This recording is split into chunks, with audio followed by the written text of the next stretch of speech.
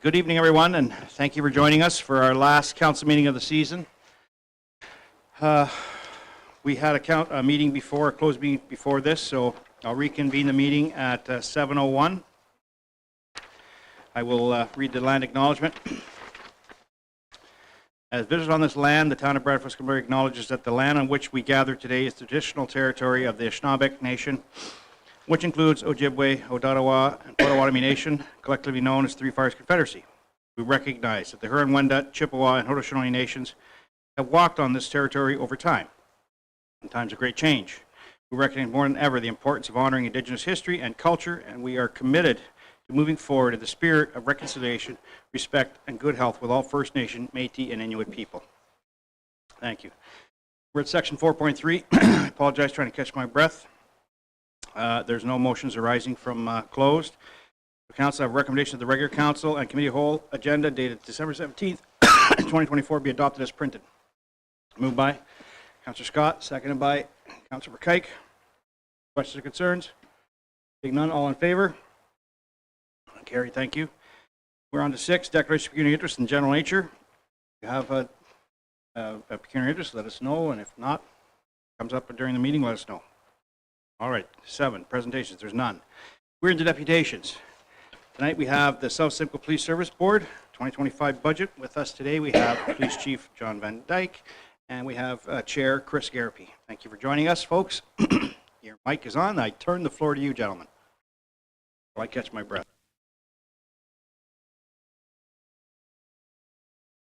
Thank you. Good evening, Mayor Leduc, Deputy Mayor Sandhu, and members of council. We are pleased to be here today to share details and to answer your questions about the board's 2025 operating capital budgets for the South Simcoe Police Service. The draft budgets were unanimously approved by the Bradford West Gwillimbury Municipal Police Service Board at its meeting on November 27th of this year. I acknowledge that this is a much bigger ask than in the past. It features a percentage operating budget increase of 11.21%, but in comparison you will find it is on par with the increases of many other municipal police services throughout the province. As collective agreements are renewed and costs related to Community Safety and Policing Act are realized, police budgets are under tremendous pressure. Many jurisdictions are facing double-digit increases. As is the case with police budgets, salaries and benefits make up the largest portion of spending. Included in this increase is the contractual cost of living adjustment as well as increases for staff members, and for the full impact of past incremental hires. In 2025, 92% of our operating budget is salaries and benefits. This leaves the service only 8% for everything else. Over 1/4 of the 8% goes to paying our insurance bill. Reducing insurance premiums is mission critical for this service, and the Chief will speak to this a little bit later. This budget will add 9 new recruits that will bolster our front lines and 3 civilian positions to support all of our officers. These are much needed positions to help with the increasing workload demands, plus the impact that the Community Safety and Policing Act will have on the service. These are very important times for the police service as we continue to keep moving forward and grows with our growing communities. The town is set to significantly increase its population in the next 26 years. With increased growth comes an increase in calls for service, and with that comes serious crime. It has started already, and we need to be ready. In my view, the towns of Bradford, West Gwillimbury, and Innisfil are getting tremendous value for their money. We have one of the lowest cost per capita numbers of all municipal police services in our province. I'm incredibly proud of the men and women of the South Simcoe Police Service. They work very hard to provide you with high quality policing services, and they care about your community. I would like to thank you for this opportunity to speak with you tonight Again, we look forward to working with you to ensure the service continues to serve our communities and grow with them. Thank you very much.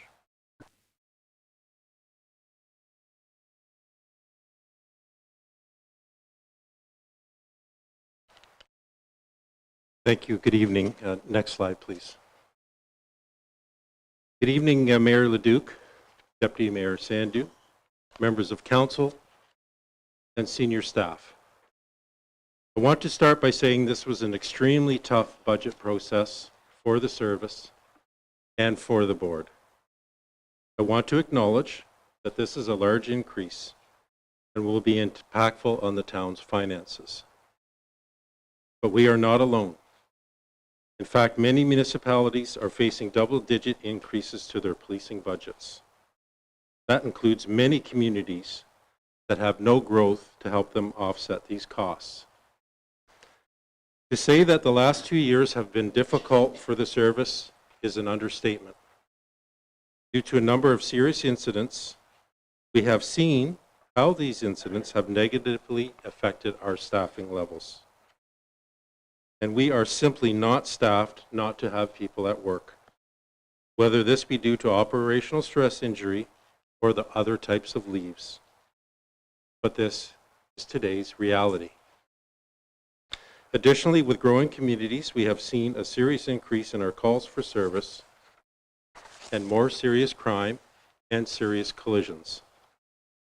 This has an impact on staffing and overtime, and will continue as our communities grow.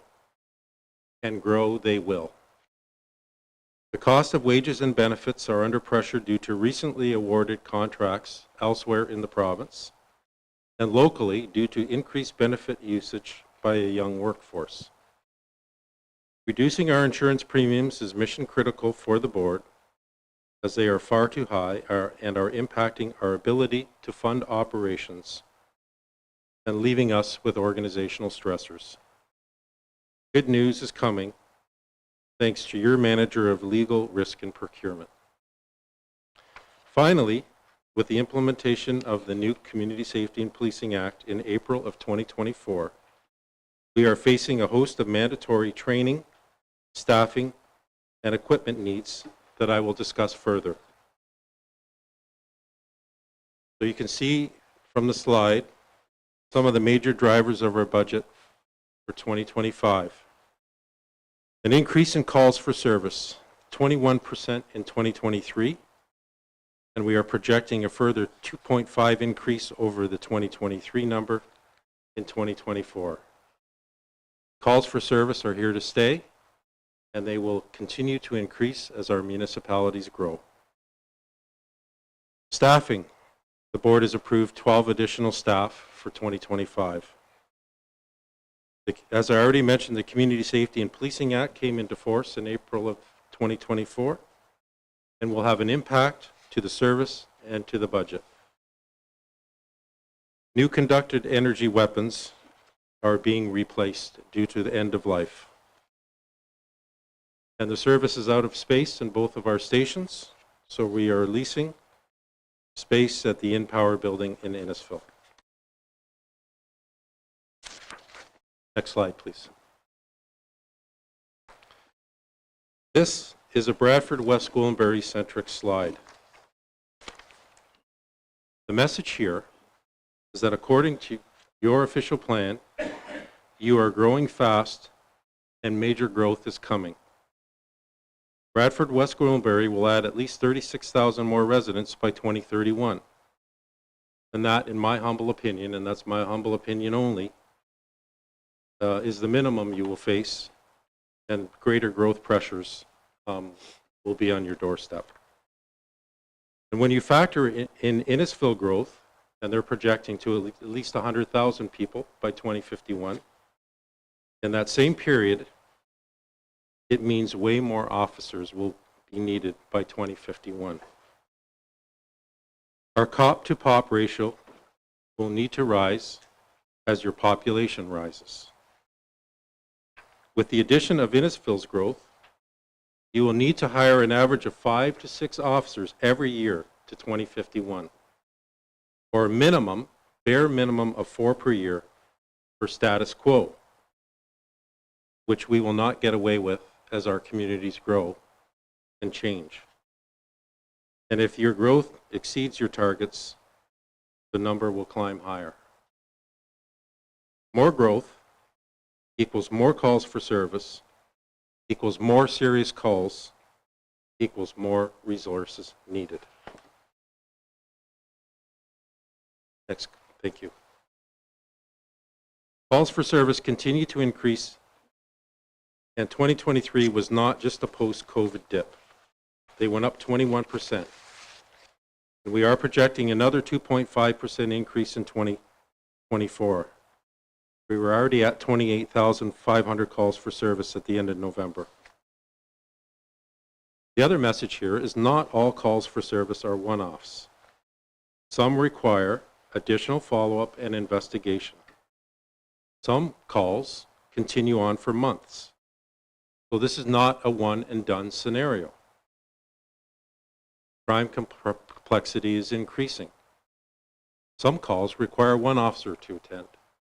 Some require 2, some 3, some 4, and you get the message. Next slide, please. This is a local snapshot of our municipal policing neighbors and where we are at as an organization today.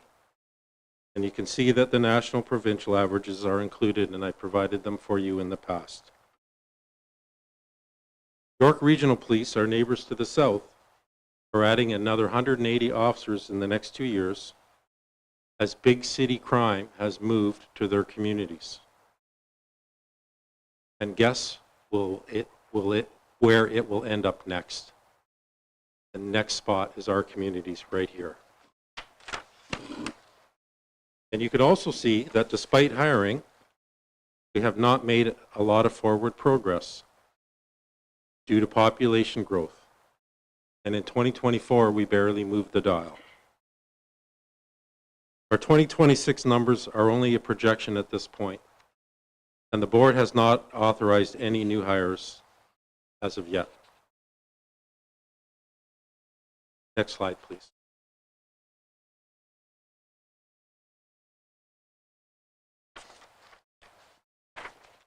In 2025, we will not be able to hire any experienced officers as they are just too impactful on the budget. All officer hires will be recruits, and 6 of them are incremental hires to keep costs down in the budget. Full budget impact will be realized in 2026. Incremental hires will not be operational until at least the end of Q4 2025 or Q6 2026 at the latest, depending on seat availability at the police college and candidate availability. The plan is to bring frontline platoons to 14 officers from 12 when fully operationalized. And some of that includes 2024 hires as well. Our courts unit and investigative units are in need of additional staff. And as I've already mentioned, we are not staffed for longer-term absences, and they have a big impact on staffing. We cannot hire contract police officers to fill in for a year. Next slide, please.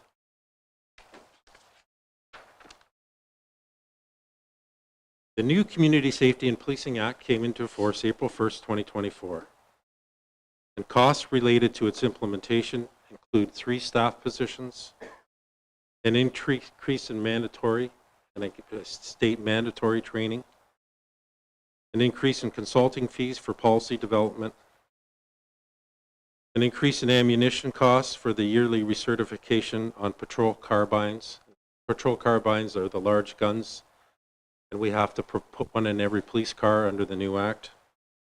And then every year the officers have to be recertified on them.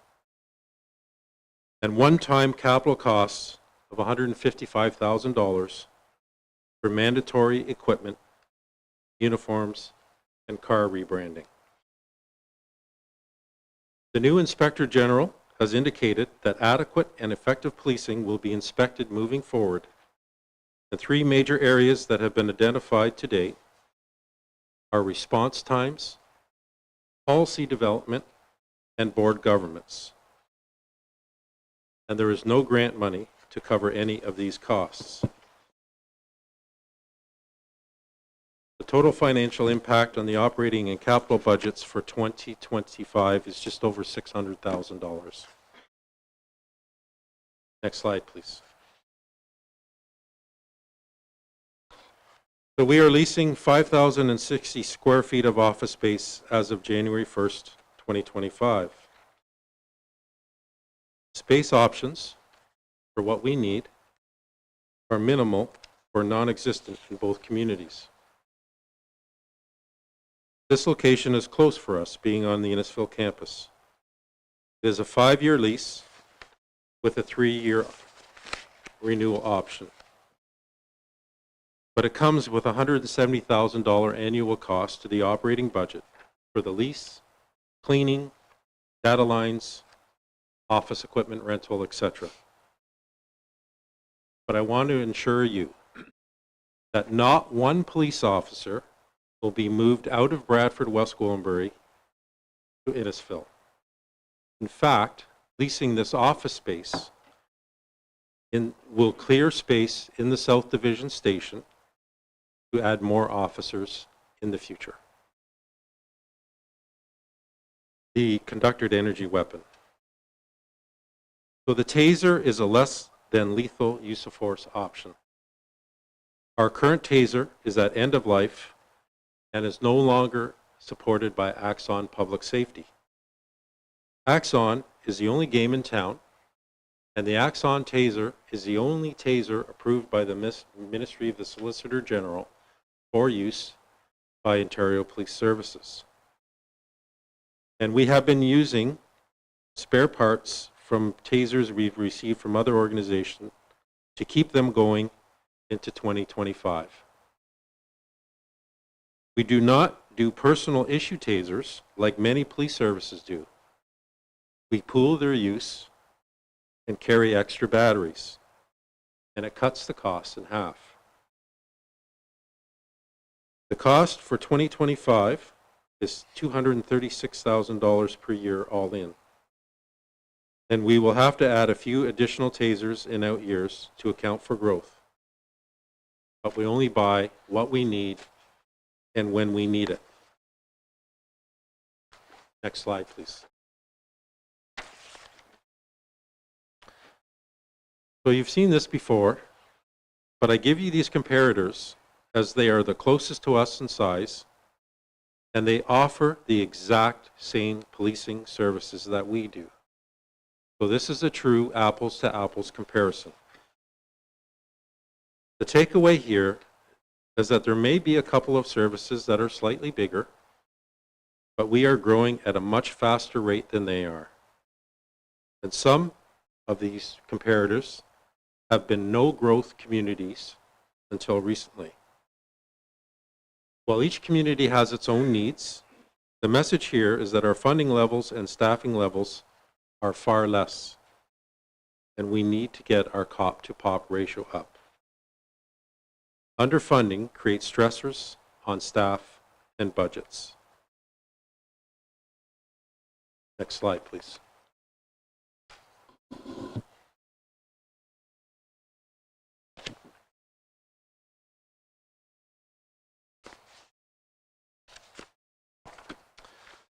So as you can see, the 2025 operating budget increase is 11.21%. But I want to provide you with a little bit of breakdown. It includes contractual pay increases of $531,000 or 2.1%. Step increases and the full impact of wage increases, less salary recovery, of $800,000 or 3.16%. We have 48 members that are receiving a step increase in 2025.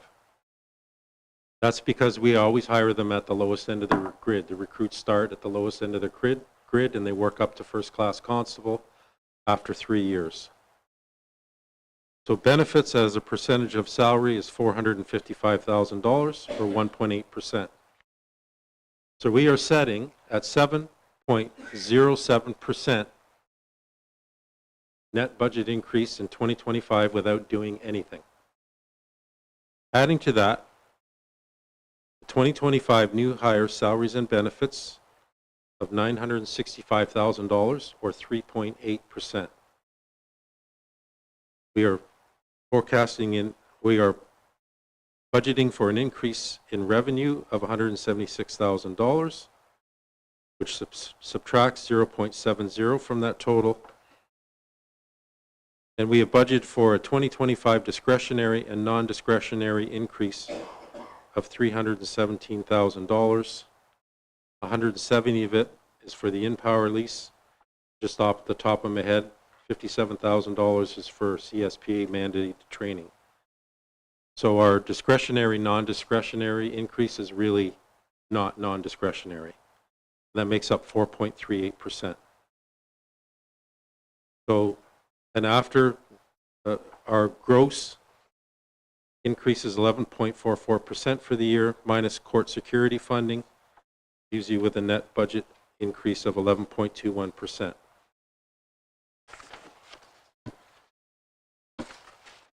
As I mentioned, this was a tough budget consultation between the service and the board. And 6 recommended staff positions were cut from the current budget and deferred to 2026. As I've already mentioned, reducing our insurance costs was mission critical. Currently, we pay almost $800,000 for insurance, and we were told by our insurance carrier we were looking at a 5% increase, which would have taken us to $835,000 a year. So the board took the step of reducing the budget line to $650,000 in this budget in anticipation that we can save money joining a town plan. So this budget already includes a $185,000 savings that's reflected in this budget amount. Further good news on savings is coming thanks to your manager, again, of legal, risk, and procurement under Bradford West Gwillimbury's insurance plan. We continually work to find more grant funding, but provincial grants are not long-term stable sources of funding, and the timing of their release can be very problematic and troublesome. Funding benefits continues to be a struggle, and younger staff, we are very young, tend to use a lot more of their benefits. Our benefit charges are based on usage, which keeps increasing. Training in this budget is increased to reflect mandatory training under the Community Safety and Policing Act. And we were unable to increase our overtime budget in 2025, even though we faced severe overtime pressure this year. And we have reduced our fuel budget as the service is adding 6 more hybrid vehicles in 2025. That will leave us with a total of 11 hybrid vehicles starting in 2025. All this to say that despite this increase, this is still a very tight budget with no room to spare and no operating reserves to mitigate any potential deficit situation. Next slide, please.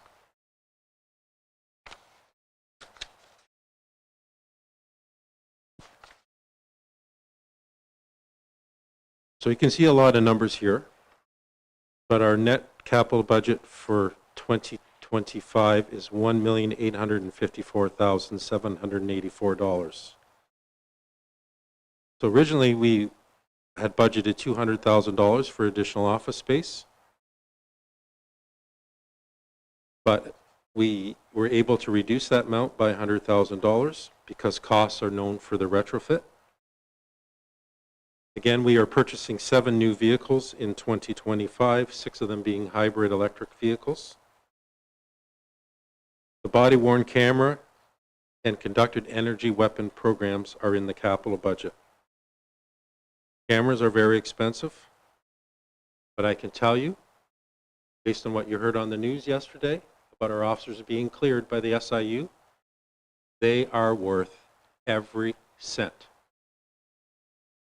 And the tasers are not optional.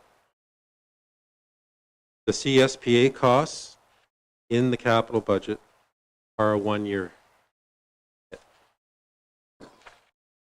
The radio infrastructure upgrades for better coverage for our officers and to mitigate officer safety issues ends in 2026. And we also need to purchase and train a new dog in 2025, as our beloved Nitro has reached the end of his service life. And Pride reserves are for future Pride projects, and Pride is the consortium that we're part of with Waterloo Regional Police, Guelph, Brantford, and Stratford. And these reserves are for future projects in order to avoid large capital budget asks in any given year. Next slide, please.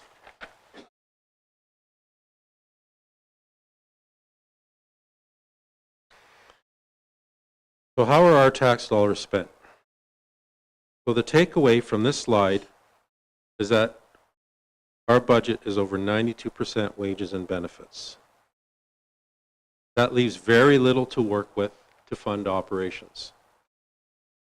Police officers are paid well for what they do, because what they do is hard, it is dangerous, it is impactful on them, and it really matters to your community. Even at the reduced amount, insurance is currently more than 2.3% of our budget and 25% of our discretionary spending. In 2024, it was actually 3.2%. But I'm happy to announce that insurance should come in at about 1.6% of budget in 2025, so a significant reduction. So you can see from the pie that if you cut the police budget, you cut police officers and support staff, because there is no other pot to cut.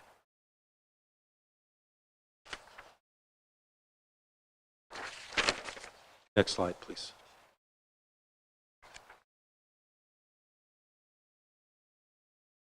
So finally, Council has asked for a forecast for 2026. And this is a forecast of 8.79% operating increase over 2025. So under revenue, there are many unknown variables such as grant funding. We left it status quo. In 2026, we have a number of provincial grants that are expiring. They are not stable funding sources, and we have no idea whether or not they will be renewed. The board also needs to redo its strategic plan for 2026, which may change priorities. The board's collective agreements are up for renewal at the end of 2025.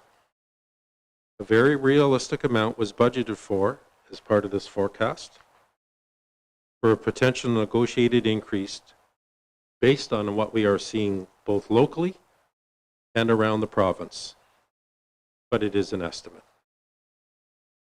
The new Community Safety and Policing Act is still being interpreted by the Inspector General of Policing, and it is very much a work in progress.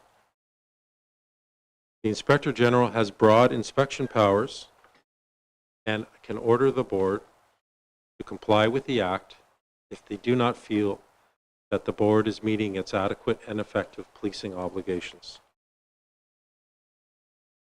And we have added in this forecast additional funds for benefits and overtime. The 6 deferred hires from 2025 are in the 2026 budget on an incremental basis, as well as only one additional position. These positions are not board approved, but they are the bare minimum requirement, in my respectful opinion. So that concludes our presentation. I want to thank you for the opportunity to speak to you here today. And if time permits and it's appropriate, we'll take questions. All right. Thank you, Chief. Thank you, Chair, for that in-depth review of the budget. We thank you for all the hard work, Chief, and what the force does. We understand the need, and we really see it in the budget where you're looking for more officers, and I'm happy to say that there's 9 in there, so we're excited about that. We see that there's other officers in 2026, so I'll look for questions or concerns. Question from Deputy Mayor. Thank you, Your Worship. Chief, Chair, thank you. Thanks for taking the time to do the presentation. I also want to acknowledge the Deputy Chief in the audience. And I also want to thank you for answering my questions regarding the fuel and insurance that I had earlier. The new Community Safety and Policing Act, it is good that they're putting milestones and inspections in there, but it's disheartening to see that there's no funding coming with it. It's mandatory to do those, but yet they don't tell you how you're going to fund it. So it's left on the residents of both municipalities to fund it. What I did notice, and you're right, there's not much to cut here. It's as the mayor said, it's the need in the community, and we thank you for all you do. There's one section in there, the grants. And the revenue has gone down 5.72% from last year to projected. Is that the grants that are not available anymore? We know of that we're not going to get, or why is the grants reducing from year to year? So if you're referring to the slide, the pie slide, so that's actually, that is at 5.7% is the actual amount of grants. It's actually an increase. It's just if you add up all the numbers, you'd be at 105.7%. So you reduce that slice of the pie by 5.7%. So they've actually gone up. Oh, okay. Thanks for explaining. So what put me off was the negative number Yes. beside it, and I thought that it was reducing that we know we're not getting, or some grant is not coming back. Do we take benefit and apply for anything that's available to the policing world? I know we're not successful at getting every grant that we apply for, but the one that you don't apply, you definitely don't get.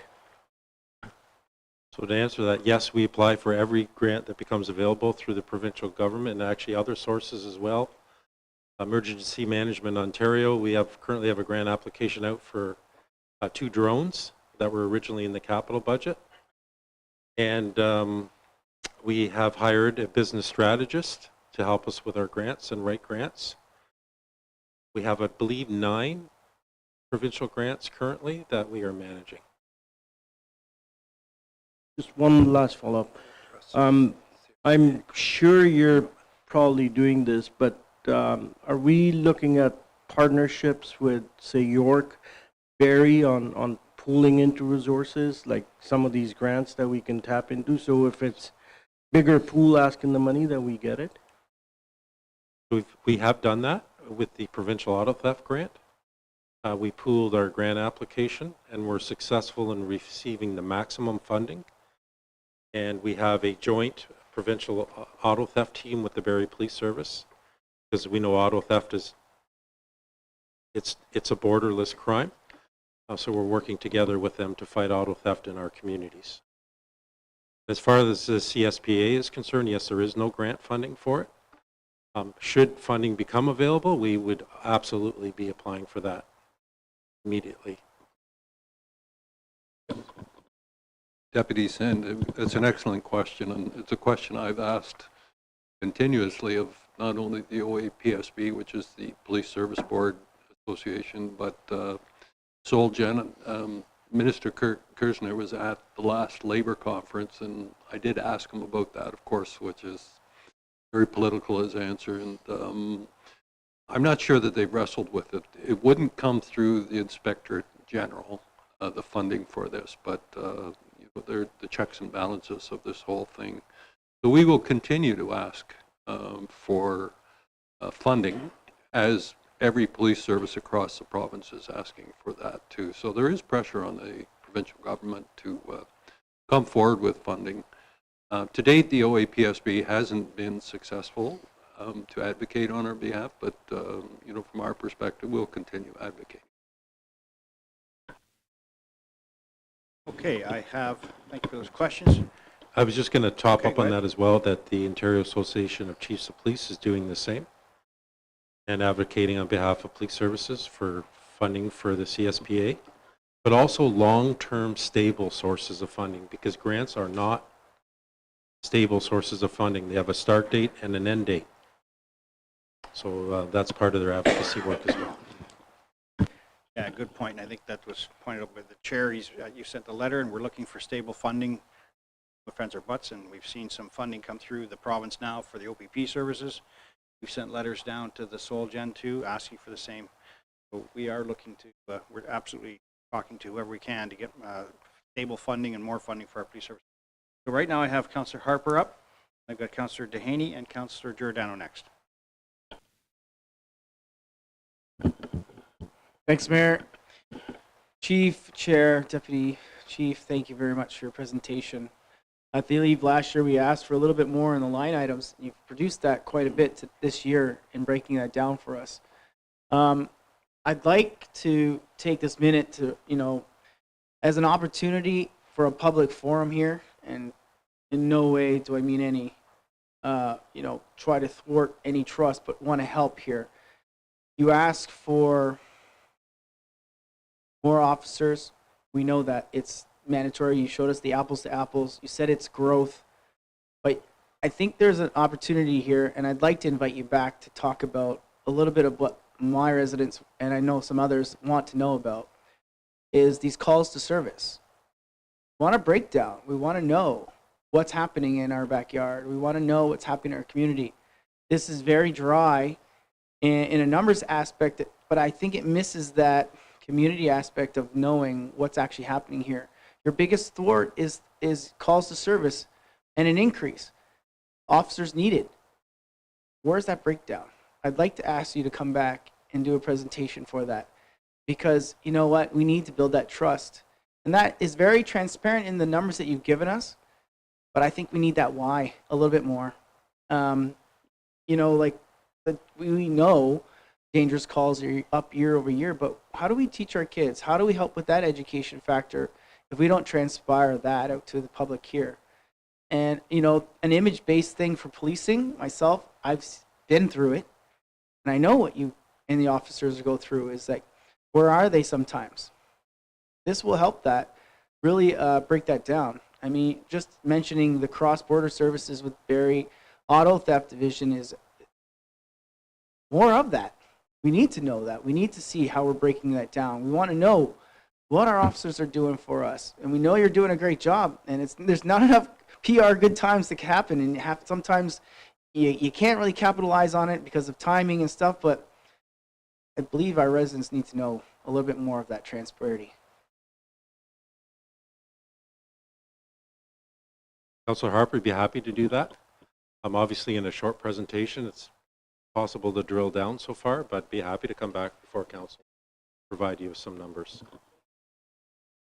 All right, thank you for that. I now have Councillor Dehaney and then Councillor Giordano. Thank you, Mayor. I'm not going to repeat what Councillor Harper just said, but that was a question I was going to ask, because people need to know, right, and know what are the services, and having more awareness, of course, on the benefits, right, will definitely help us to make even a better decision. Of course, we know that the police, it's very important in our community for safety. We need that, definitely. So, bring in more transparency, of course, to our residents. Let them know what these services are, or we servicing them will be great. And also about the OPP, I was going to mention, and again, I'm not going to repeat, how can we connect even with the OPP? I know that, yes, you have connected with other groups or parties that are advocating as well for more grants, but how can we even be more aggressive and louder, right, to our governments about some of these grants? Because I know the OPP just get $77 million from Ontario. How can we now get a piece of that pie? What can we do? What are we not doing? Right? I know, and I don't want to compare to other municipalities. I just want to talk about South Simcoe Police. What are we not doing, and how can we improve to tap into some of those funds? So the money that was provided was not actually provided to the OPP. It was provided to OPP police municipalities. And that's, again, that's not long-term funding. That's just short-term pain relief. They still have to pay those bills moving forward. We do advocate, again, for funding, and we just met with MPP Kanjan, myself and the chair met with her today about lobbying for funding for a level playing field and equity. My personal belief is the funding provided to OPP police municipalities was not equitable, and we need to see funding here for our municipalities as well. But all we can do is advocate, and then it's up to, obviously, to the government and to the ministry to decide. And to answer your question further, as Chief mentioned, we met with Member Kanjan today and had a wonderful discussion. Hopefully will bear some fruit, but following a letter by Mayor Leduc and Mayor Dolan, our board also wrote a letter to Minister Kersner to follow up the positions that the municipalities have made and also our positions on funding. I think it's positive, but you know, as the chief mentioned, it was very unequitable what had happened, that the government of the province chose to fund only OPP detachment municipalities. May I? And just to add to that, I sit on the AMO board, and last month we had our meeting, and this was something we're also advocating for. So just to let you know that we're advocating for small municipalities where the government can step in more and, you know, fund our police officers. So just to let you know, and I believe after that, you know, mayors from Innisfail and our mayor also sent, but the AMO board, we're actually working as well with the provincial as well. And of course, the Ontario Association of Chiefs of Police as well. Yeah, thank you, and great questions, and it was it was concerning to see the 77 million, but I can tell you that some of the budgets, and we've seen up in the county, because there was a lot of the county municipalities up there, up as high as 25-30% increase in their police services. So it was quite impactful to them, and when you break it all down, apparently it worked out to potentially, I think, 2% reduction in people's budgets for that 77 million. We break it down throughout the province, it just made a 2% softening of their budget. So large increases. I think we did well with ours. So I've got Councillor Giordano, and it's great to see you every time you and your team show up. I feel a lot of comfort being on council for the 2+ years now. We made a commitment, a strategic priority, our number one, which was community safety. And this council invested pretty significantly, both in the police and the fire department in the last 2 years, very significantly, actually. It's tough playing catch up for years and years and years of underfunding. It's not just in this municipality, but it's pretty significant in this municipality. And so we have to get there. So, you know, we're doing our part, this council, but it's, you know, the other issue that we have when it comes to maybe advocating is our residents. And the reason why I say that is part of my frustration is it's not with the police. The police are doing their job, but the criminals are getting out after 30 arrests, 28 arrests, 45 arrests, and the catch and release programs. And, you know, it's one of those things where we're utilizing resources over and over and over again for the same people, and it's just it's frustrating as a resident and you know, and somebody on council who's like, you know, we got to keep funding, but other levels of government have to do their part too. You know, if there's you know, mental health issues, if there's addiction issues, we pay top dollar to the county, the province, the federal government. They need to do their parts to help the police force, because it's not fair for you guys to be temporary, catch hold and release again, and then go back and do it all over again when those resources could be used for, furthering and doing additional police work. So that's something that I think that we need to make sure that we're very cognizant of as a community, and we need to write letters to our MPs, MPPs, and when we vote, we need to understand, what is the policies that these governments are putting in place when it comes to working with all these different issues that are in our community. And it's not fair to always point the picture to the police and saying, well, we need more police. Well, they're doing their job. they're doing it over and over and over and over and over again. And that's, I just wanted to kind of reiterate that because I've seen that in our community. Your police department has been fantastic, and I see the frustration sometimes because they're dealing with the same people over and over again. Thank you, Councilor Giordano. Obviously, bail reform is a federal issue. I can tell you that the service did write a grant and was successful in getting a grant under the bail compliance and warrant apprehension grant. So we have 2 officers that are dedicated to doing door knocks on people that are out on bail and make sure they're complying with their conditions. And if they're not, we breach them and we take them into custody. Yes, they may get out again the next day, but we're doing our job. The other thing is when warrants are issued, those 2 officers are out there trying to track them down, executing those warrants and bringing them into custody. But again, we cannot control the courts. We can only bring people before the courts. And then it's up to the court to decide whether they're released or not. But we are doing our part. All right. Any further questions or comments? Okay, seeing none. Thank you, gentlemen, for coming tonight. And I know we have your Deputy Chief also with us, Cheryl Sutton. Thank you, Cheryl, for showing up also. And great. Have a good night. Merry Christmas to you, and we'll see you at the next board meeting. Thursday, yeah. Thank you. Have a good night. Thank you. And Council, Ian, our Director of Treasury, will bring the approved budget in January. He'll bring the actual police budget to us in January when we do the final approvals. Okay? All right, we are moving on to Section 9. It's open forum. Anybody sign up for open forum, Madam Chair, or Madam Clerk? No, Your Worship, no participants for open forum this evening. Okay, perfect. Council, we're on to Section 10 then. It's adoption of council and committee whole minutes. I have a recommendation that the committee whole recommendation COW 2024-61 to COW 2024-64 be approved, and the minutes of the regular council and committee whole meeting dated December 3rd, 2024 be adopted as printed. Move second to put this on the floor. Moved by Councilor Ferragini, second by Councilor Giordano. Anybody want anything pulled from the committee of whole recommendations? All right, seeing none. Any further comments? None. All in favor? Carried. Thank you. There is no correspondence. We're into staff reports. We have 12.1, the BWG Events Process and Fees Information Report.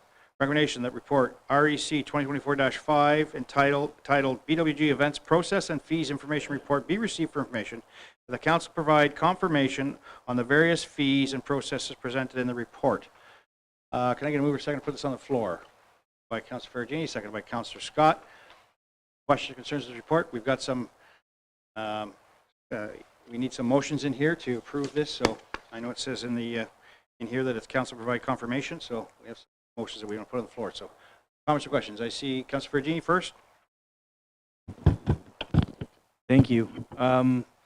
This was brought forward, we discussed this at budget time, and I see that staff had put forward what they could see potentially happening from the years 2025 to 2029 with the gradual increase.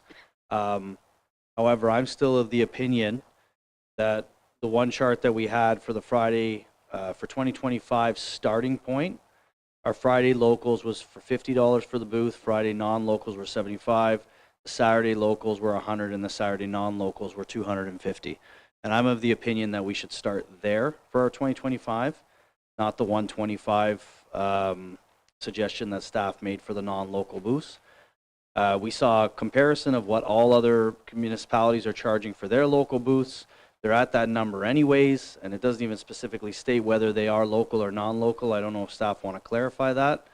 But I'm definitely in favor of the increase in the fees because they're far too low as they are. So I would like to see it implemented 2025 as per the discussion that we had at the budget meeting. Okay, we've got our Director of Recreation coming up. Yeah, our Supervisor of Events. So there was a question there first. You want to clarify?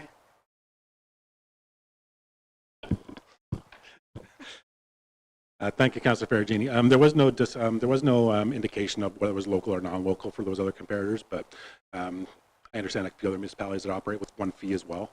within their event delivery, so that could be the case. Councillor Virginie, your comments were strictly on the Carrot Fest fees? Okay. So I had Councillor Harper first, then Councillor Giordano next. Thank you, Mayor, sorry.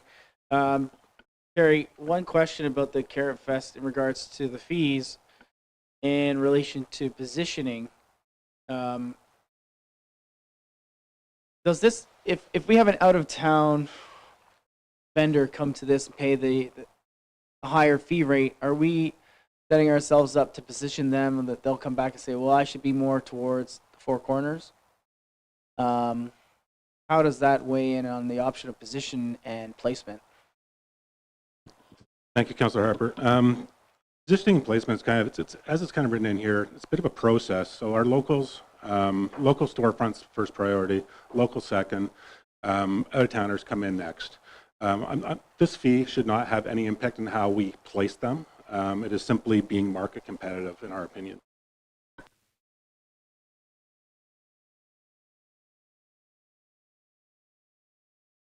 Okay, I've got Councillor Giordano. Yeah, so I'm in agreement with Councillor Ferragini. Let's give ourselves some credibility for this amazing event that we do, and let's make sure we have high caliber vendors that come in. So I'm okay with the fee structures that we talked about in the last meeting.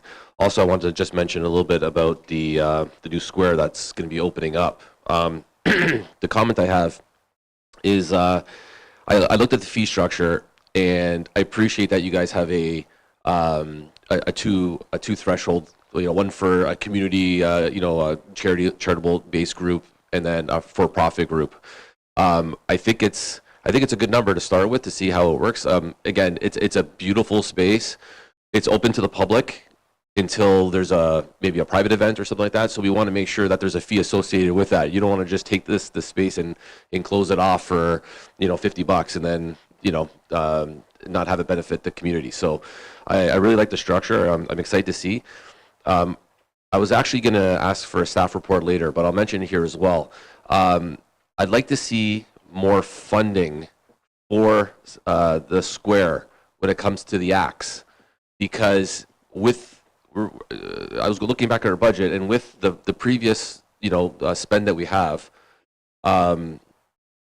we've got a brand new space, and we should utilize it with some, whether it's through a sponsorship package deal or whether council looks at more funding. I think we need to put some better shows on and to elevate. When I say better, I don't mean more of a premium act occasionally, not every single week, but I think we should do something a little bit, throw a couple extra bucks towards the square to really amp it up and get everybody out and excited about it, because once they experience the square, they're going to say, holy smokes, this is fantastic. And then we can get more participation and more engagement. So especially with our first year.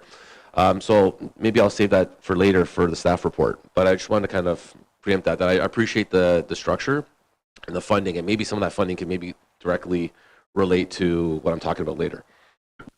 Yeah, I would probably start with conversing with staff about some of your ideas for the square, and then see what you get from there, and then we'll bring it back to a staff report if you want or something like that. I think the issues here tonight is we have three areas that we want to definitely look at, and that's Carrot Fest. Do we like the fee structure that's in this report? Are we good with that? And then the other one I think we need to deal with is the music, the user fees for the music in the park, the Pumpkin Fest, Canada Day. Are we good with those types of fees? Do we want to change anything there? And then we have the fee for the square. So those are three areas I think we need to make sure that we identify that we're fine with those prices, or we want to change them. I have some numbers I'd like to throw out there after, but I'll wait for comments to come in first. So I've got Councillor, I'm going to go to Councillor Dehaney first, and then I'll go back to Councillor Harper. Thank you, Mayor, and thank you, Terry and Indy and your team for this presentation and for the information provided. I am okay with this approach. I believe this is a wise approach to transition, right? And I myself did some homework with other municipalities and the fees.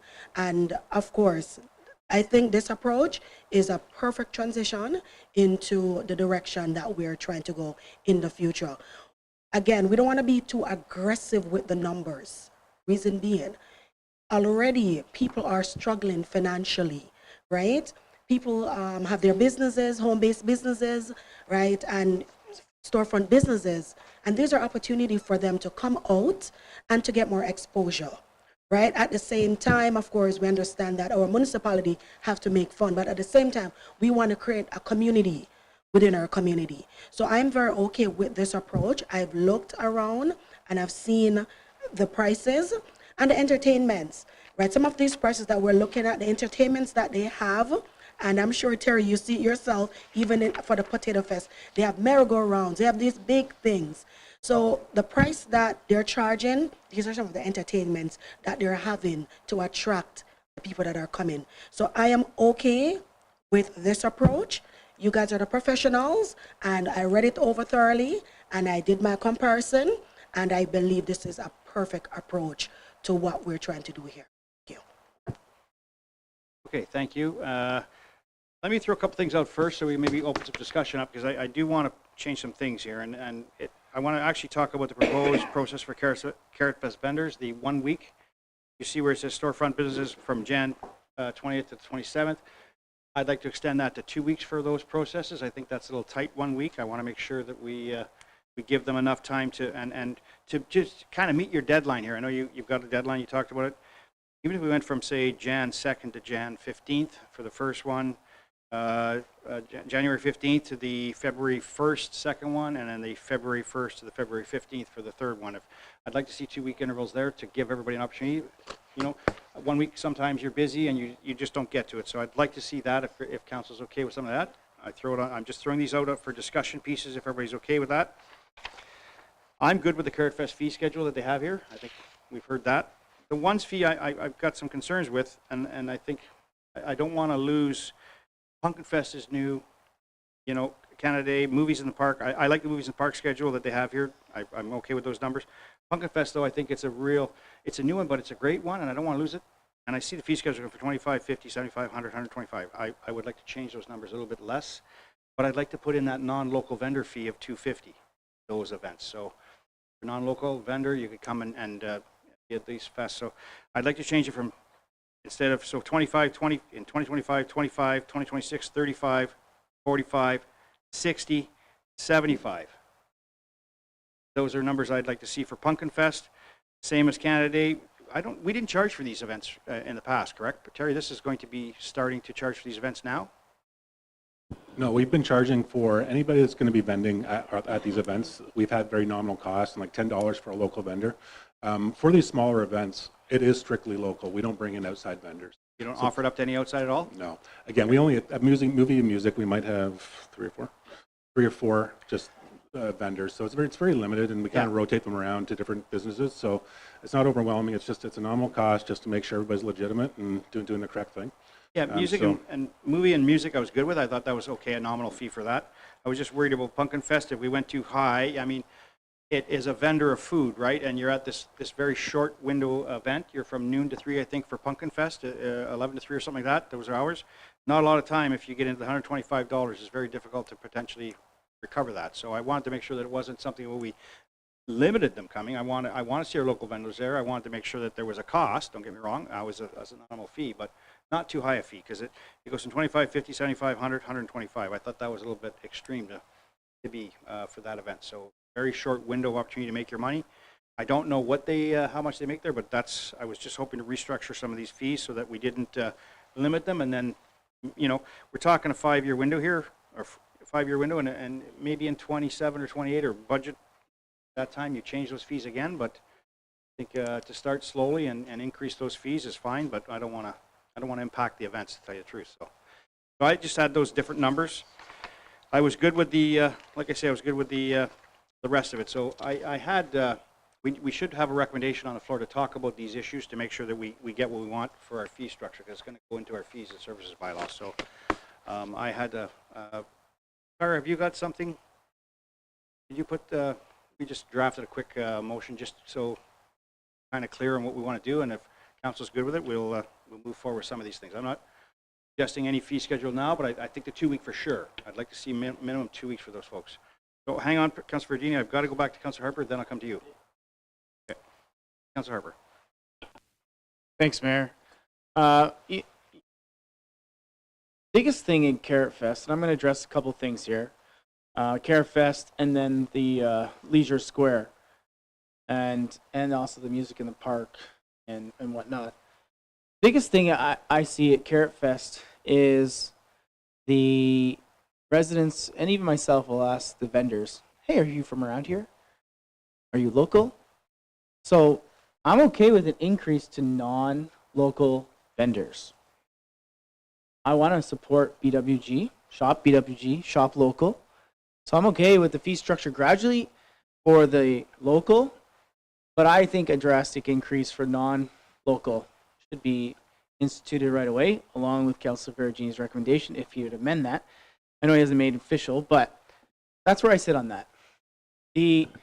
There's opportunity here that we would have multiple setup time, and it was painstakingly aggressive for our staff to set up a lot of the times for either the music in the park or the movies in the park, because it required a lot of infrastructure and staff to set up the amenities.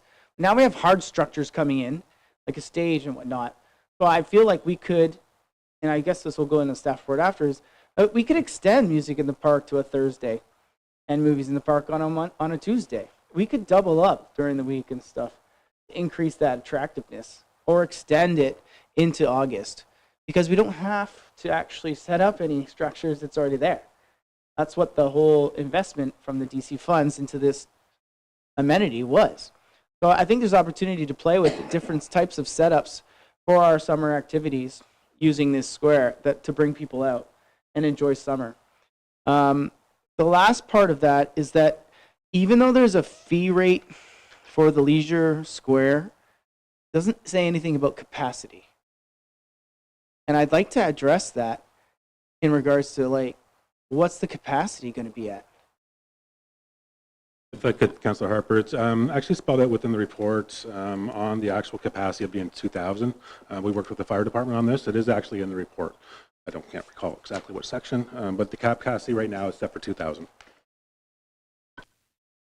Now, could that be pushed to like a little bit more? Is that based on a request? Like, how much leeway do we have on that in regards to, like, do we have to add certain things to escalate or to increase capacity?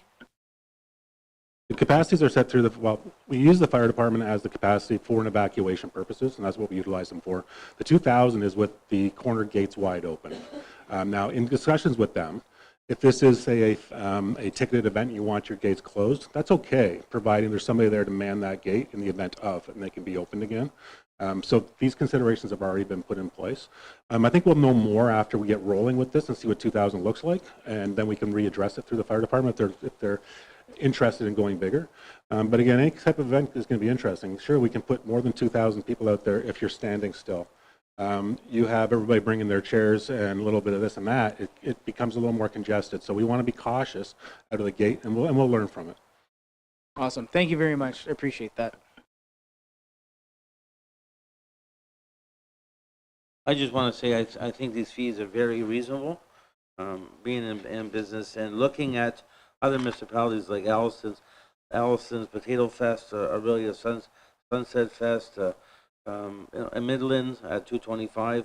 I think this is affordable, even though times are a little challenging now. But at the end of the day, it gives, going back to the day that when there was no fees and it was all by volunteers, but put on to do these events, it costs a lot of money to organize, advertise, to get the people to come to these events. So I feel that the fees are very, very well in the range. And at the end of the day, the only thing that I just want to speak my mind on is the key is to have our local residents, our local business have the opportunity. What really irks me is when I see an outside vendor come in and the vendor, let's say for example it's a food vendor and he only has to pay a small amount for that day, and they do so well that particular day, they don't give back really unless they hire someone locally, but they don't give anything back to the community. I hate to see that opportunity lost for somebody that's already in the community that can provide that service. And for example, like an ice cream vendor, I hope that all the ice cream vendors or any food vendors are definitely continues to be all local, because we want to help our residents and our local businesses. But overall, the fees, you did a great job, Terry, you and your staff on the report, and I thank you. Yeah. And I'm really looking forward to this new square to see our business model and what we can do exciting for our municipality, for our residents next door. Thank you. I've got Councillor Ferragini, and then I got Deputy Mayor.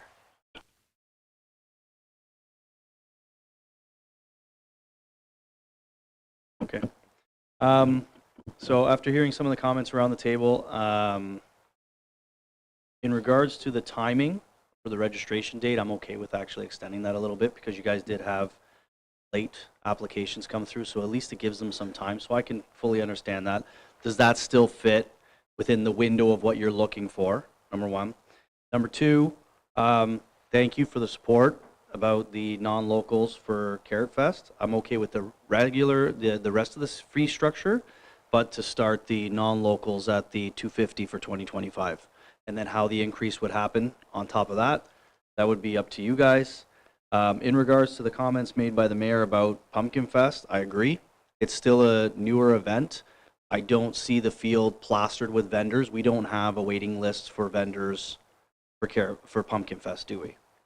It's not the same type of event. So I'm okay with it decreasing that. And then even in regards to the Canada Day, that is more, it's a longer event. The fees seem a bit high, but it all depends on where you guys see that money coming in and if it's actually sustainable and if we have a waiting list for that.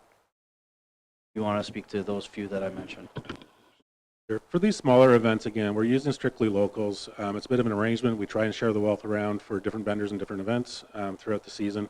It's not a showstopper for us. Carrot Fest is the big hit, and we want to make sure we're doing the correct thing. We know the quality vendors that we have for our smaller events that we can draw from. We're willing to work with us and participate with us. Carrot Fest is a different beast, as written in the report. We do rely heavily on a lot of out-of-towners. You see in the report, we had filled up and taken every application from locals that did get their applications in some kind of time that was reasonable. So it is the priority. So, but we can work with what you're discussing. The 2 weeks for the local vendors in each category can work. It's not ideal, but it's understandable, and we appreciate it.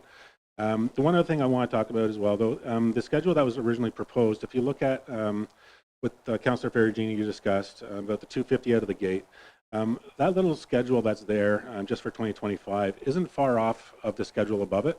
It's only $10 difference on a Saturday local. So we're really not making any huge moves on the other vendors. So if you just want to clean it up for recommendation purposes, you could do that, or shave $10 off on the Saturday.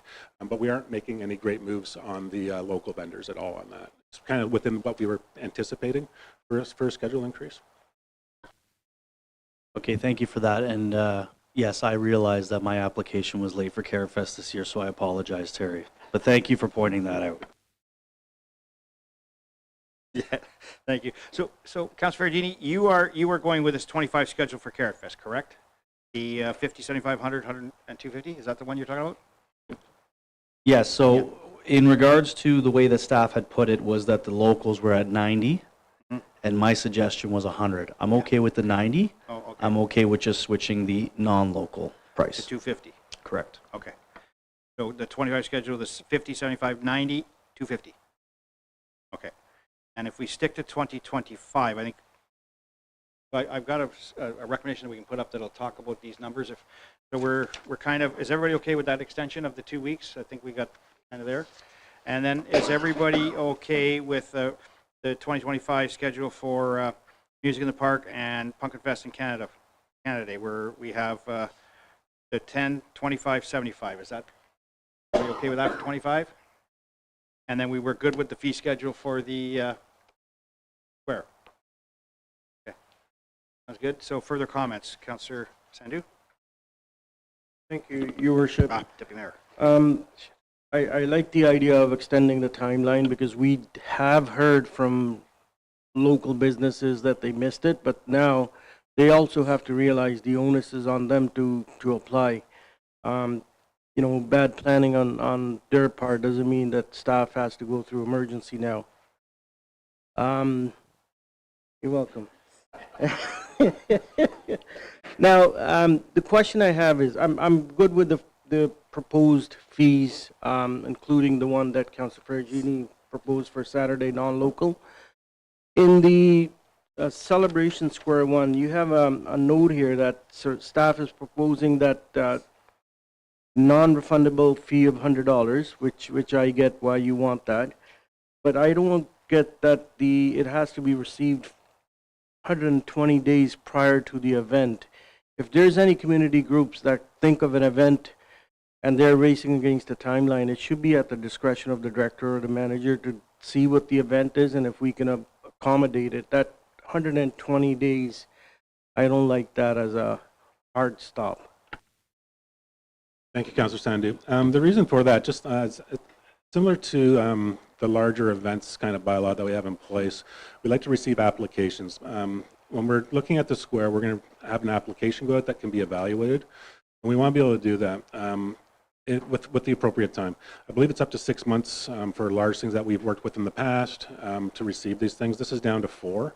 And I know that those community groups that are well planned, or even private for profits that may want to come in, they will be well planned, that they understand the lead time. We want to have the ability to evaluate and then also report to work with and potentially work with the proponent that wants to utilize the space. This can take time. Getting them into a place where council would want to accept their proposal. Then I would need to report on it to council, depending on whether I feel the need or not. And I think there's going to be a lot of need because this is very new out of the gate. So I think you're going to want to hear what's taking place out there. That 4 months is really about accommodating that whole process from application all the way through and getting council support so they can now plan and deliver it because they have the go-ahead. We can move quick. We can get things firmed up with them in a couple of months. That allows them to do their final preparations for 2 months. We do a lot of this stuff. Carrot Fest, we're already underway. We get going a year in advance on it. A lot much larger than what may go on out here. But we think the 4 months is quite reasonable considering what we've done with other users groups in the past at 6 months. Thank you. I understand that. What I'm trying to say is I'm okay with having it in there, but that discretion has to be there at the staff level, whether it's with the director or the manager, that if something does happen, and there will be times where a group misses a timeline, but that event is important to the community, then it shouldn't be, no, you're done. We need to work with them. Thank you. Okay, final question or comment. So, India, you wrote this report, correct? Oh, talk to the microphone. I did, yes. Yes, very good, and a good report. So are you fine if we extend it to a 2-week period to get the applications in? Yeah, if that's what you choose, I'm completely fine with that. Excellent. We just had to hear you on tape so people knew you were here. Okay, thank you so much. Okay, so council, do you mind if we put up a sort of a recommendation? Can we put that up? We'll fill in some of the blanks. Your worship, would you mind passing the recommendations on the floor now that council provide direction? Okay. And then we'll move into the further recommendations if they're moved and seconded. Okay, so we'll move this recommendation we have on the floor, and then we'll put the recommendation, the new recommendation on, talking about the fee structure and everything. So no further comments or questions based on this. All in favor? Carried. And can we put up the recommendation on this report so that? So the council approved Carrot Fest vendor booth rentals for 2025 as follows: Friday local 50, Friday non-local 75, Saturday local 90, Saturday non-local 250, and the 2025 fees and charges bylaw be amended and brought forward for enactment. There must be more, right? Or we just want to do this one at a time? Okay, good. So can I get a mover and a second for this? Moved by Deputy Mayor, seconded by Councillor Ferragini. Question, concerns based on this one? Dehaney? Thank you, Mayor. I am not in favor of this. Reason being, again, I'd rather go with what staff prepared, and I believe we should move lower. I think this is an aggressive move, and we can always go over this. And again, we're trying to get people in. We're not trying to get them out. It is very difficult for a lot of people. A lot of businesses are struggling, and we're trying to attract people to come into our community to see what our community have. And I like what staff prepared 125 and transition moving forward. I just think this is a big aggressive move. Again, we're not trying to make big old money. We're trying to build partnership. We're trying to collaborate with communities, right? I know that there are fees that we need to offset, and that's where we can move out and get sponsorship. We can collaborate with third parties, you know what I mean, businesses, to help to offset some of these fees. I don't think we should raise it on the vendors. I know there's a transition, and I just don't see why we can't take our time and move according to what was hereby. So may I ask Councillor Dehaney, is it the 250 fee that you're Sorry, Mayor. I think the Saturday non-local should stay at the 125, right? That was prepared by staff for 2025. Saturday local for 25 is Yeah. 90. No. So Friday for local is 50. Friday for non-local is 75. Perfect. Yep. Saturday for local is 90. Saturday for non-local is 125. Perfect. So Yes. and if you look at our thing, the fee structure, it's just the 250 we have up there that we changed. Right, exactly. And that's the one you're not happy with. No, I think Okay. we should leave it as 125, what Okay. was prepared. Okay, thank you. Need clarity on that one. Okay, further comments or questions on this? We have Councillor Dehaney was concerned about the 250. Maybe I can ask staff, any thoughts on that? I know you went out and you went and checked other areas. These are all successful events, correct? I know the Midland Butter Tart one is definitely successful. So. Thank you, Mayor Leduc. Yes, again, our approach was taking a slower approach to it. So it's what we do. We don't want to shock anybody. But the 225 is very comparative. You'll even see a comparator in there up to 650 depending on the location. So the 250, I actually applaud council for making that hard decision to do it. And again, these are non-locals, and non-locals are competing to get in. The higher the value, the greater the quality. So I think it's a good strategy, and we can see where it goes. Yeah, and in the report, you see we had 345 applications come in, so for 250 spots or whatever it is. So we have a waiting list for that. So I'm comfortable going to 252. I understand your concerns. Councilor Dehaney again. We do have a waiting list, of course, because the price was right? I did my research on other municipalities that are hosting these events. The entertainments, the attractions that they have definitely balance what they're charging for.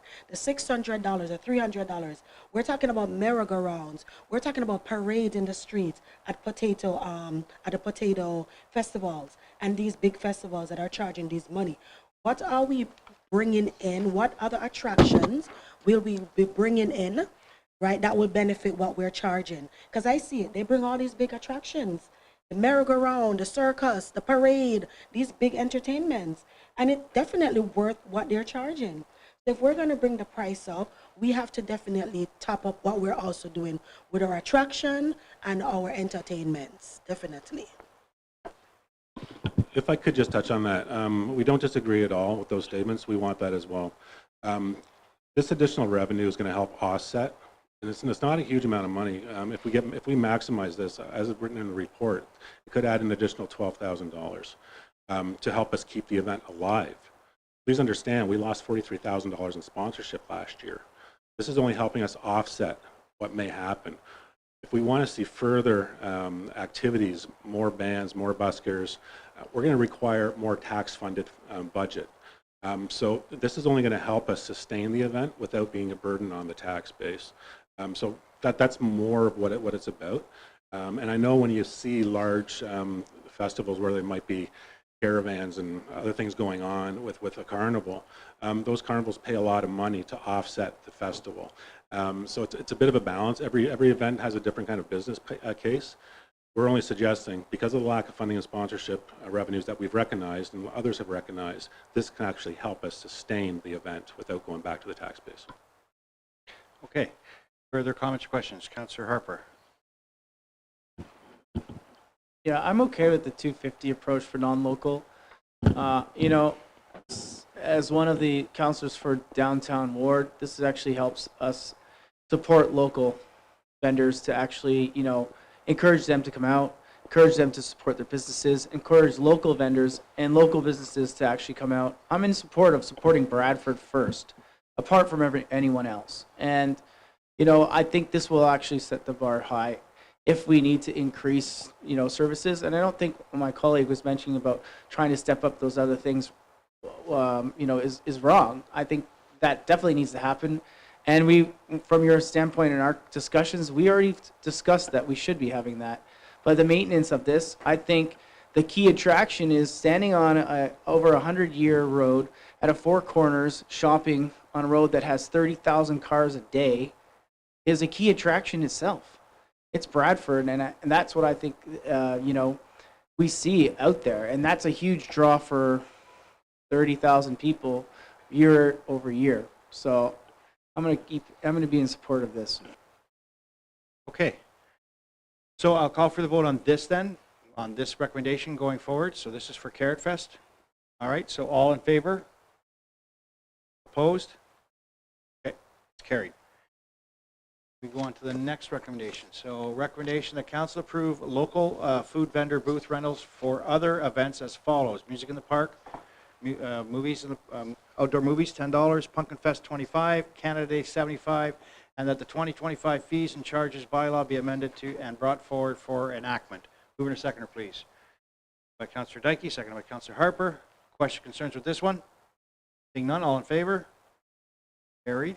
Opposed? None, okay. On to the next one. Recommends that council approve the new application and selection process for storefront businesses, the local businesses, vendors, and non-local business vendors at Carrot Fest, outlined in staff report REC 2024-5, incorporating a 2-week time frame for each business type to apply. Moved by Councillor Giordano, seconded by Councillor Dehaney. Question, concerns? Seeing none, all in favor? Carried, thank you. And the last one, I think it is, that council approve Celebration Square rental fees as follows. Private/commercial half-day, 8-hour rental fee, $1,500. Private commercial full-day, 12-hour rental, $2,250. And that the 2025 fees and charges bylaw be amended and brought forward for enactment. Moved by Giordano, seconded by Councillor Harper. That's incorrect. Okay. It doesn't have the user groups or the community. It's already in the bylaw though? Okay, so Yeah. I want to make sure. It's all there in the bylaw, yeah. We're good, yeah? Yeah, it's there. Okay. We're good, that question's answered? Okay. Further comments or questions?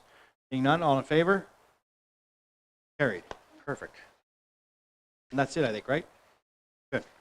Okay, we're done with that. Thank you, council. Good conversations. On to, India, thank you very much. There's Terry and his team. Merry Christmas.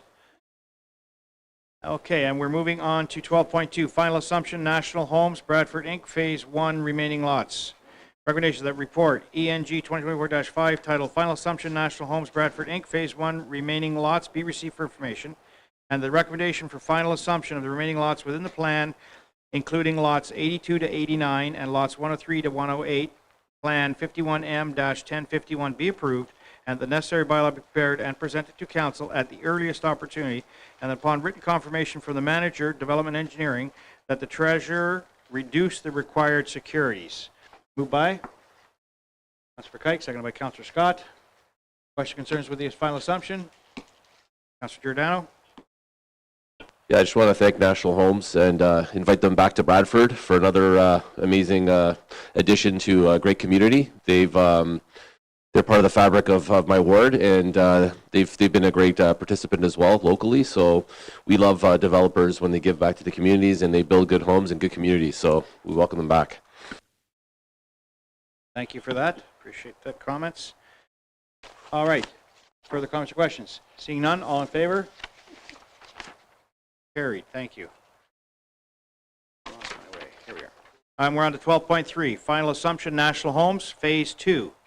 Recommendation that engineering report 2024-6 entitled Final Assumption, National Homes, Bradford, Phase 2, 51M 1185 be received for information. And the recommendation of final assumption of the works and lots within the plan, including lots 1 to 35, Plan 51M 1185 be approved, and that the necessary bylaw be prepared and presented to council at the earliest opportunity, and that upon written confirmation from the manager, Development Engineering, that the treasurer reduce the required securities.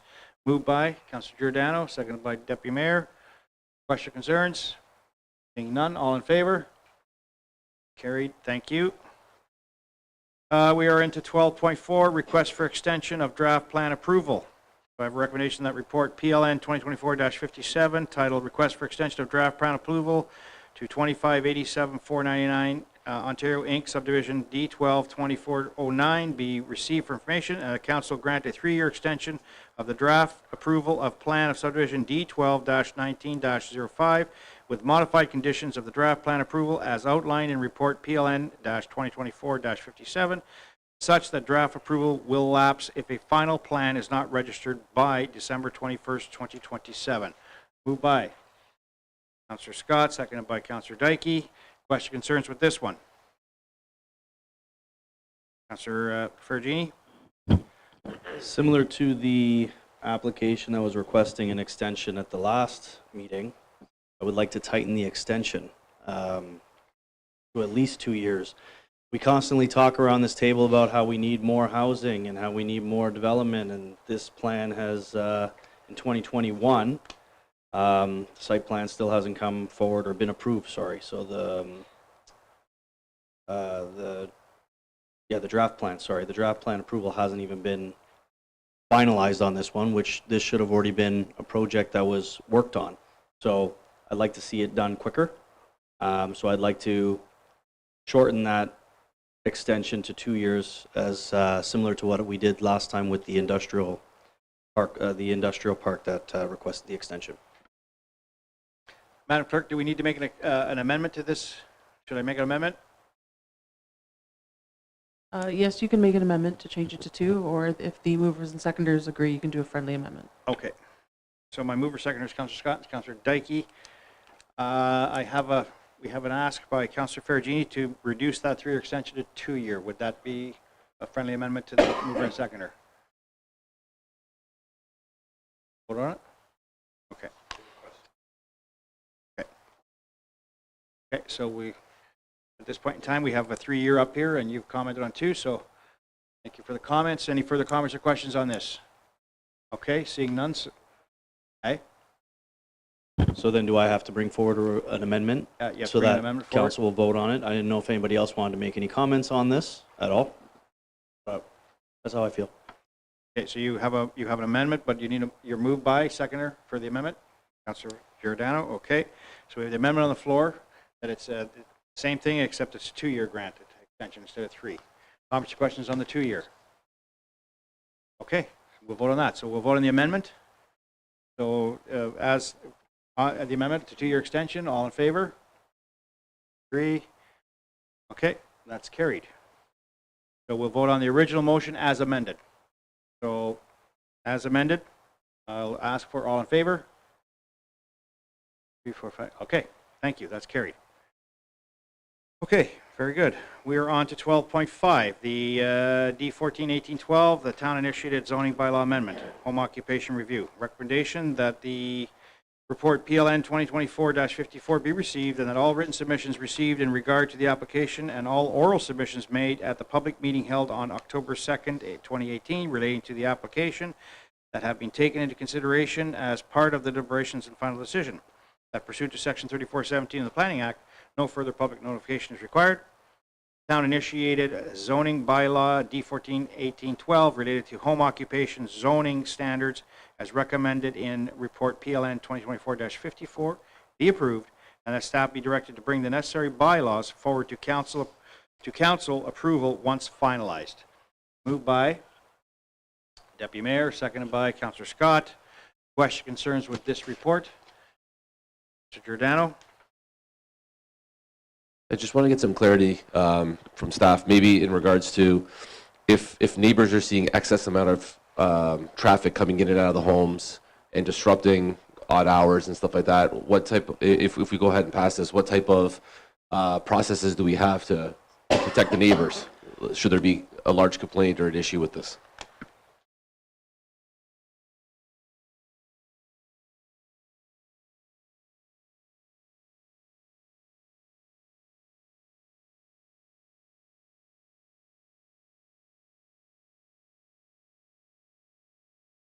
Councillor Giordano. Oh, sorry. All right. So if there's a large complaint, so we do have bylaws in place, for example, noise bylaws that would prevent individuals from exceeding that. We also have limitations in terms of in the bylaw itself, limiting the amount of visitors that would be allowed for a home occupation.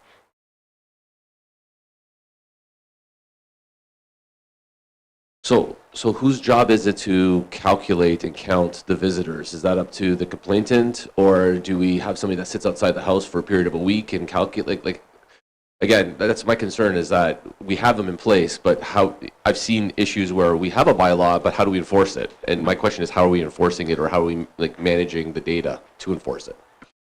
So in response to that, in terms of the amount of visitors that are allowed for home occupation, it is dependent on the parking space, so off-street parking for the property. So let's say the location only has, let's say a single detached, has one vehicle on the driveway, and you only have, let's say, another spot. So you'd be limited to one individual visiting for the home occupation. And thank you, through your worship, to Councillor Giordano. With respect to enforcement, the zoning bylaw would, of course, set the parameters that home occupation operators would be expected to comply with. Should non-compliance occur, I think the most common route for town staff, enforcement staff, to become aware of that would indeed be through complaint. And that would generally prompt investigation, collection of information, and exchange with the operator. You're okay? Okay. Councillor Harper? Thank you, Mayor. Philip, thank you very much for your answers. In regards to my questions regarding clarifying, how this affects this different zoning that we have, and my understanding from your answer is that it's actually standardizing it to all types of dwellings, which is great to see that the home occupation will now include like detached homes, duplex, multi-unit, semi-detached townhouses, apartments, and accessory dwellings. I'd like to talk about recommendation number 7 and the meaning of a storage vehicle. And I appreciate the parameters listed in the bylaw in regards to this, but now we're allowing outdoor parking of like commercial motor vehicles, recreational vehicles, truck campers, camp trailers, trailer boats, licensed off-road recreational vehicles. Again, like, it only talks about the length or height of the vehicle. It doesn't address sightline issues, which is usually what causes a complaint if a mobile camper is parked in a driveway for months on end, or a boat, or whatnot, in regards to, like, I guess visage of, like, or the facade of a property. I have to look at this disheveled looking beautiful camper on a driveway, but maybe sometimes it's offsetting sightlines and stuff. Could that not be addressed in that bylaw, or is that part of it?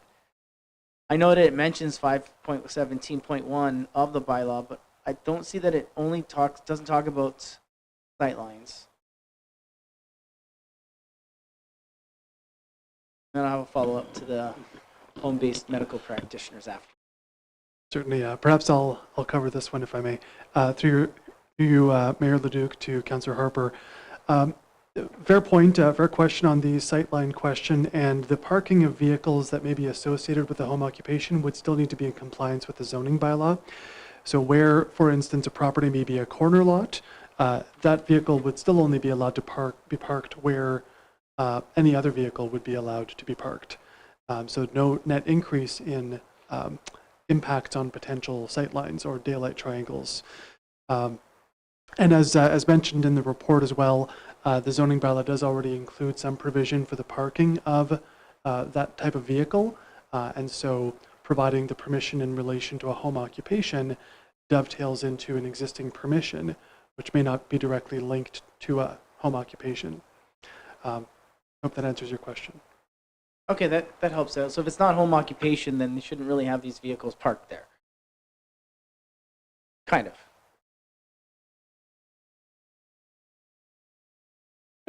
defer to CAO.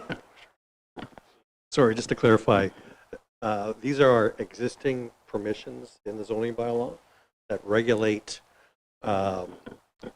vehicles parked on residential lots by height and size, not by the type necessarily. What the amendment is doing is just making it clear that if a vehicle, one of these vehicles, can be associated with the home occupation activity, correct? Yeah, so building on existing permits. All right, good. Thank you for clarifying that. For a second, I was going off topic. So, with my question in regards to sightlines, do we have the confidence that we can call bylaw and saying there's a sightline issue? Could that be resolved in regards to that resident has to move that vehicle?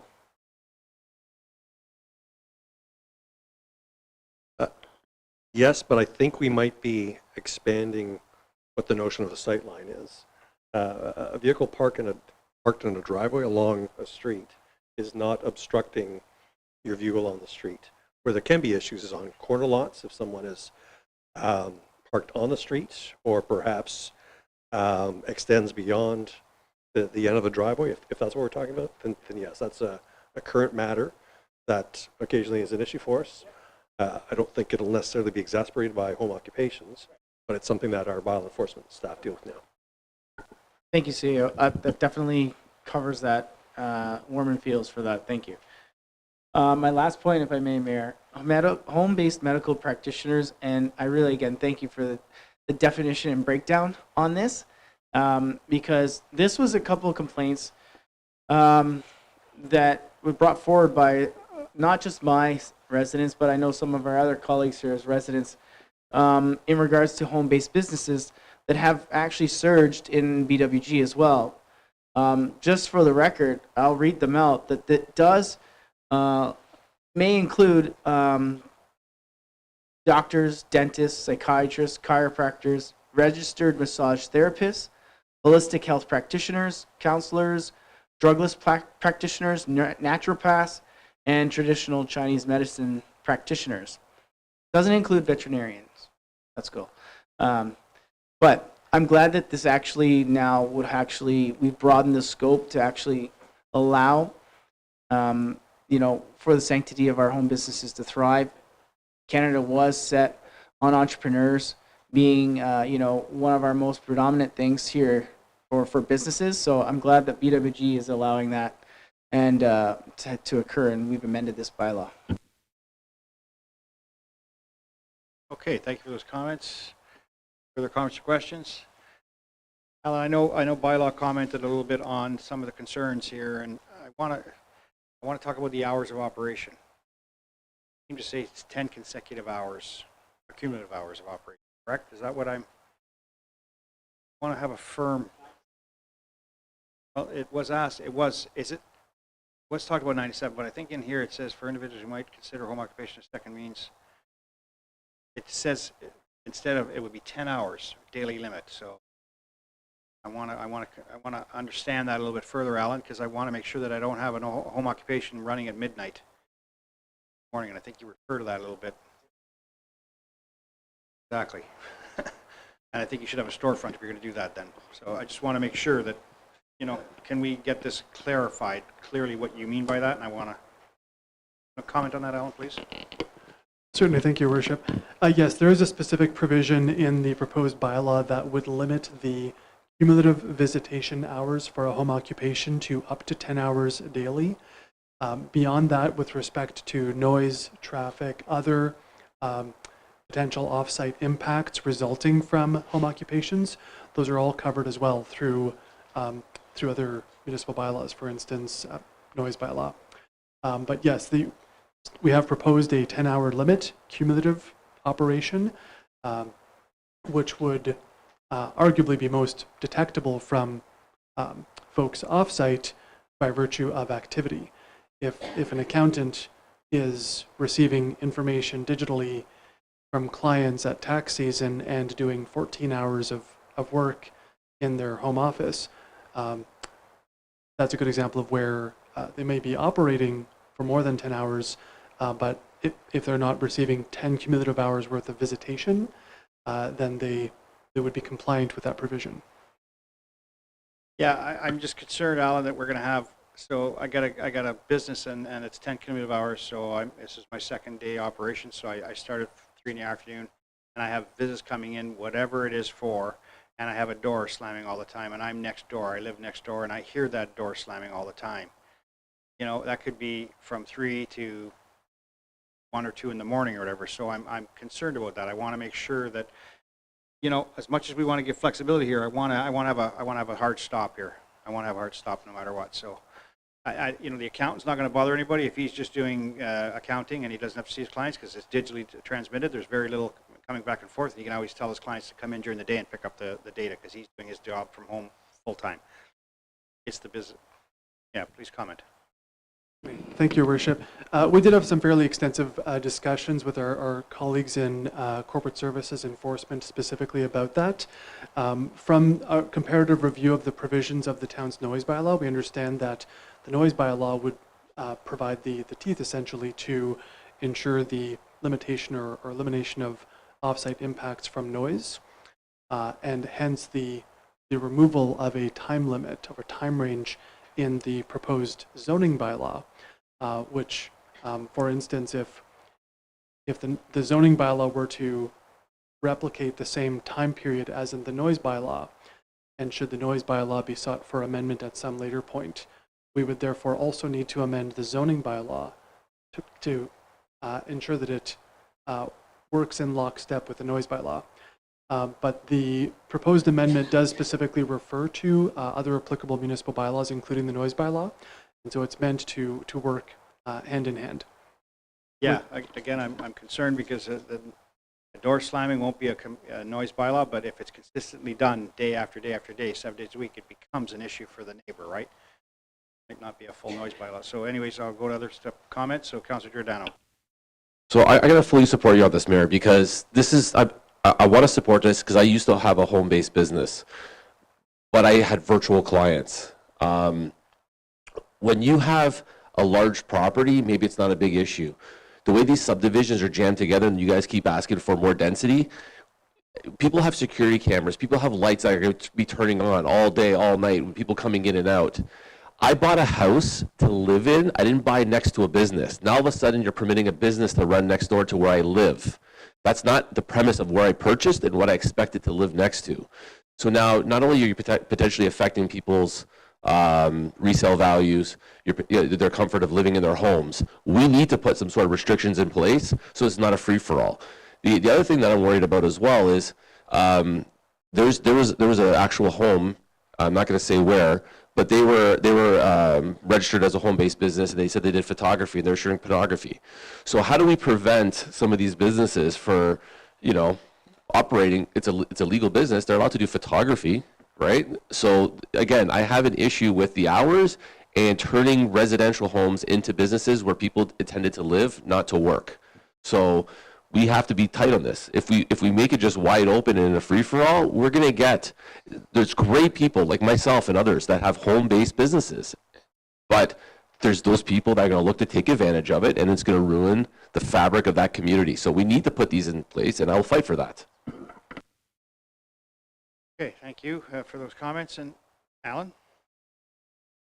Thank you, Worship. Perhaps to offer up some additional points with respect to Councillor Giordano's comments.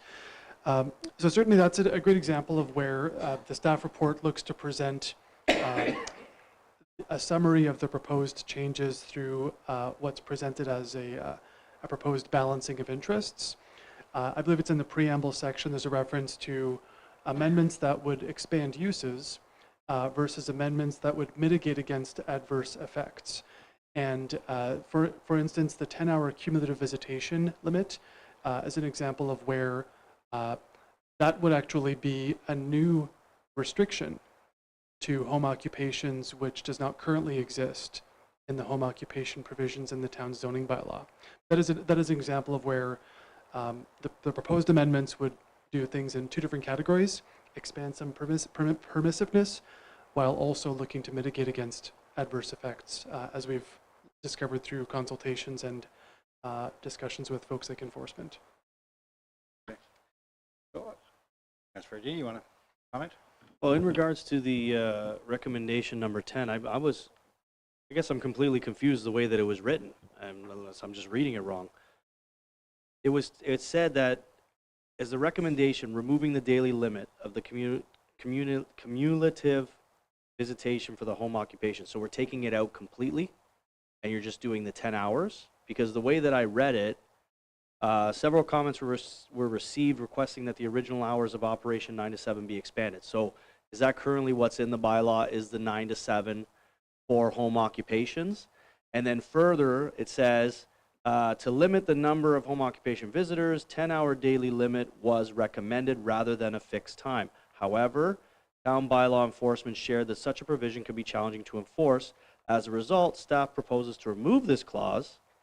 The home occupation visitors would need to follow the existing rules and regulations. So that's where I got confused reading that. And then when it followed up at the end saying, staff believe this provision will not hinder home occupations since they will conduct their business in a respectful manner and would not unduly draw attention to neighbors regardless of their hours of operation. To that point, I agree with the mayor and Councilor Giordano, because you can't just assume that they're going to do it based on running the business that you're thinking that they're going to run. So did I just read this recommendation completely wrong? Thank you, Your Worship, through you to Councillor Ferragini. Apologies for the labeling with respect to the recommendation. The draft home occupations amendment has essentially gone through 3 different iterations over the course of the last five years or so. And so essentially, I think part of this is meant to explain a change in the current version relative to the prior version. So the matter of expanding from 9 a.m. to 7 p.m., that specific version, the version that had that specific content was then reviewed against other materials such as the noise bylaw. And that's where the discussion arose around if we're replicating time limits that may already exist in a different bylaw, and if that changes, we then have to amend 2 bylaws to keep them in lockstep and working together. So the specific modification made in this regard would limit the cumulative visitations of home occupation visitors to up to 10 hours daily, and remove the 9 to 7 reference. So that was what was intended to be the change. Take out 9 to 7, put in the 10-hour.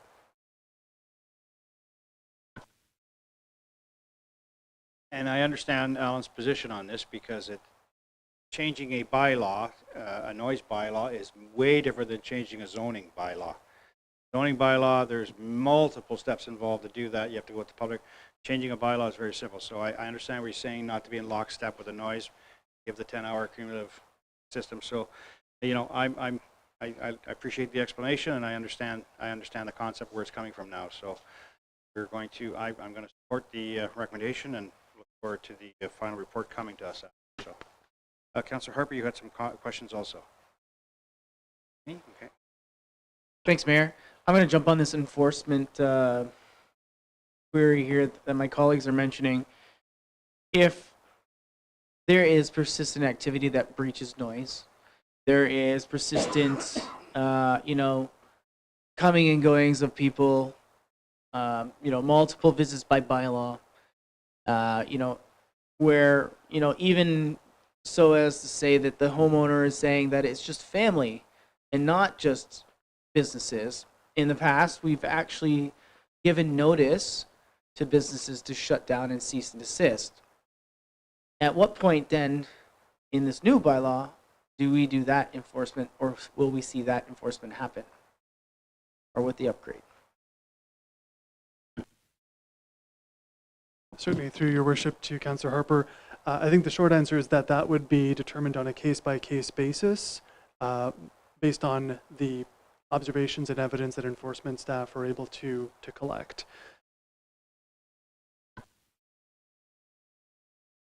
Yeah, good question. Councillor Dehaney. So Alan, my question is in pertaining to the music lessons. will there be like more direction of what kind of instruments they can be played? Because can you imagine a person that work night shift and coming home to hearing drum knocking, you know what I mean, while you're resting, piano, do, re, mi, fa, so, right, and you're sleeping. How do we manage that?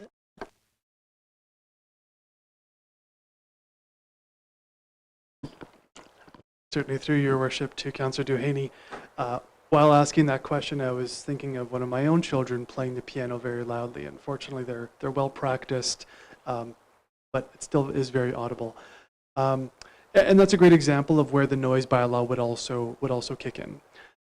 Whether the instruments are being played outside of the periods considered in the noise bylaw or during at excessive levels of noise, that's where, should concerns arise, members of the public could certainly contact enforcement. If I recall correctly, I believe they may have devices that can track decibel levels to detect that, and certainly we would work with the operator to ensure that they bring it into compliance. So if Councillor Giordano is going too hard, we go over with the decibel meter and we say, hey, turn it down. Good question. Councillor or Deputy Mayor Sandu, please. Thank you, Your Worship. I want to thank Ms. Land and Mr. Weeb for this report. This is a long time coming. I remember this was 2016 when it came and there was issues that there was some home occupations that people thought that we did not cover. And then after that, we had some RMTs that reached out to us, and there was lots of emails that came out in support of that because it was a service that was required and needed. The way I feel is that I agree with the report here. We need to allow it. We need to expand it, which we're doing. And we have bylaws in place to police it and deal with the situations if they arise. If we sit here and try to think, oh, what if this happens? I want to stop that now. I don't think that's fair. We have bylaws in place for noise if noise continues to happen, but if someone's legally parking, peacefully going into a house, which is home occupation, and doing their business and getting a service, I don't think we have any right to stop them. That's how, after COVID, many people earn their living working from home. And RMT being one of them, which is, in my mind, essential service for some of those that are going through it and getting therapy to get back on the road and start working. So I support this, but then again, I understand the comments around the table. This is where our other bylaws would kick in. If there is an issue, we deal with that person or a business that's causing the issue, rather than painting everyone with one brush. So thank you for bringing this, and I think it's about time we got it back at the table. Go ahead. Yeah, I still want to cap at 9 p.m. at the latest, because you can't go around this town that half the restaurants are closed at 8 o'clock. You know, who's doing music lessons or getting a massage at 11 p.m. at somebody's house? Like, not the good ones. So let's put in an actual 9 p.m. or an 8 p.m., something reasonable, and just eliminate it. Like, I don't understand like why it's so hard for us to put a cap onto something. And I'm okay with the 10 hours and 10 hours up until 9 p.m. Like, that's it. Okay, thank you. We have that. We would need an amendment to that. You have to put an amendment, so you have to have. So you're putting the amendment. You have to have a seconder.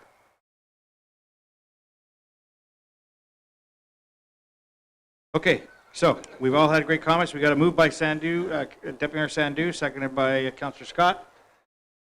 No further comments or questions. All in favor? Opposed? Carried. Thank you. Okay, good discussions again.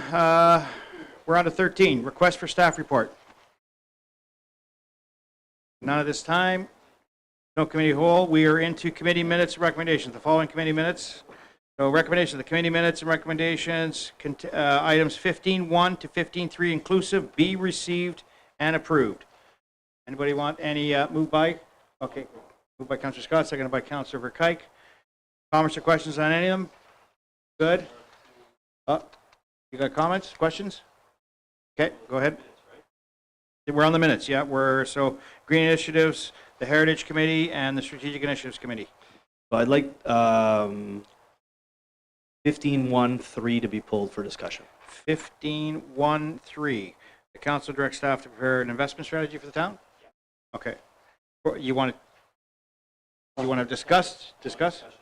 So can we wait to we'll have a discussion, see if it changes any of the recommendations. If it doesn't? No. Okay, so what we'll do is we'll actually, okay, so we'll do the committee minutes and recommendations items 15.1, 15.3 inclusives, be received and approved, save and accept 15.1.3. Okay? All the recommendations other than that one. So we're going to move it in a second. All in favor? Opposed? Good. Okay, that's carried. So we are on, I turn to Councilor Virginie, 15.1.3. Thank you. So I was just curious, or I'm a little bit concerned the way that it was written was just that it was council directs staff to prepare an investment strategy for town reserve funds that incorporate sustainable finance principles and report back with mid-year financial reports. So I didn't know how this related to the green initiatives. I didn't know how, like, it seems like a very broad about the budget altogether. So I didn't know if there could be comments on that, because when I read through the minutes, there was no explanation either.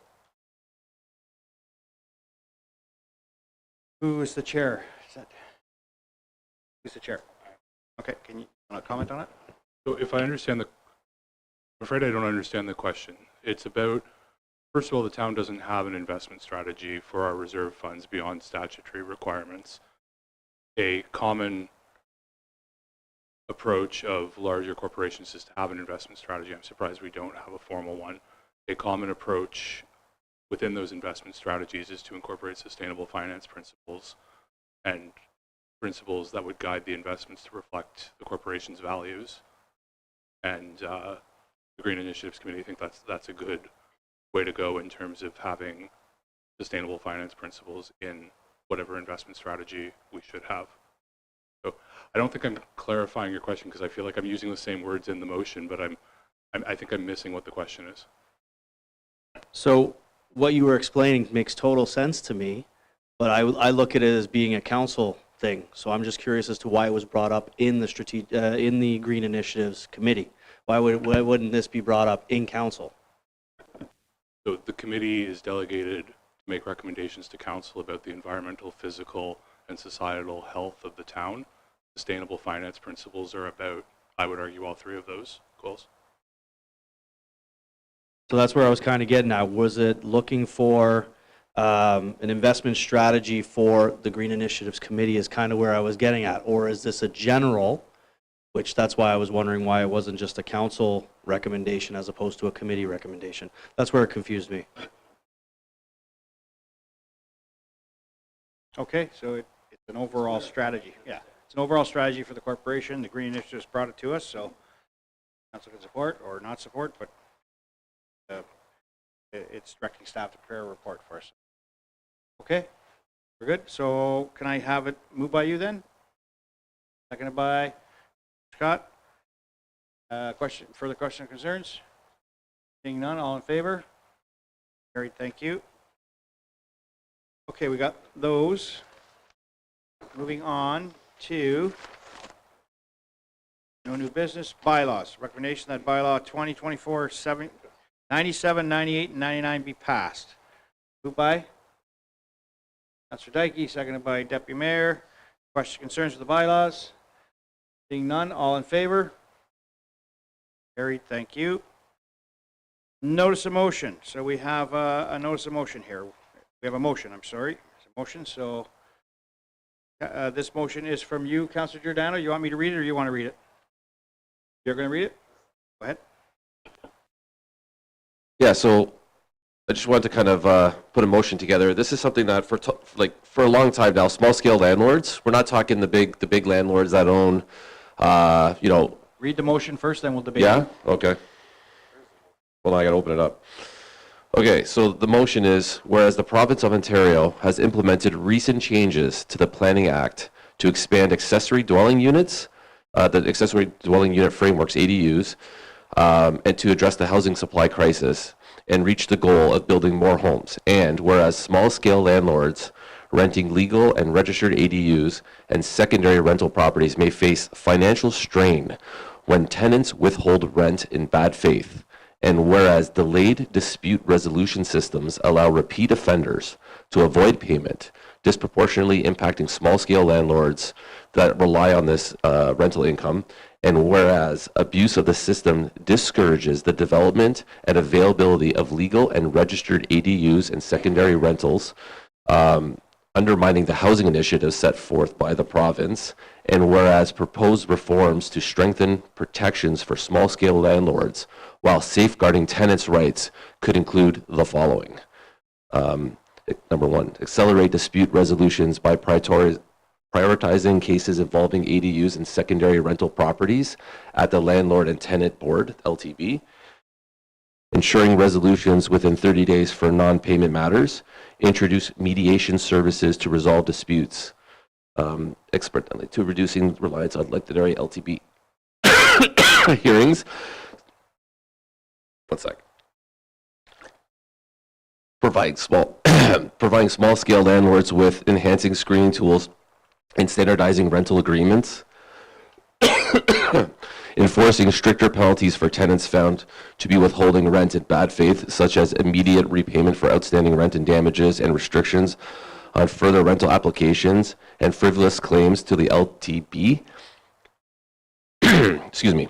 Improving resolutions to provide law enforcement access to properties and aid the selling of any property or removal of tenants who withhold payments and access to property with reasonable timelines provided, and providing support for small-scale landlords by establishing a hardship relief fund for landlords impacted by unpaid rent, and offer free or low-cost legal assistance to landlords navigating disputes involving non-payment. Now, therefore, it be resolved that the town of Bradford, West Gwillimbury formally requests the provincial government implemented reform measures to strengthen protections for small-scale landlords while safeguarding tenants' rights and providing funding opportunities for municipalities for ADU and secondary rental property oversight. Excuse me. And that the copy of the resolution be forwarded to the Honourable Doug Ford, Premier of Ontario, and the Honourable Paul Calandra, Minister of Municipal Affairs and Housing, and sent to all municipalities in Ontario to support better protections for small-scale landlords. Sorry, fighting a cold. I thought it was better. Yeah, sorry, I could have read that for you. I realized you struggled through. I would have read it for you. But anyways, you got it done. Moved by, seconded by, put on the floor. Seconded by Councillor Dike. Now, Councillor Giordano, you want to talk to this motion? Please go ahead. Thank you.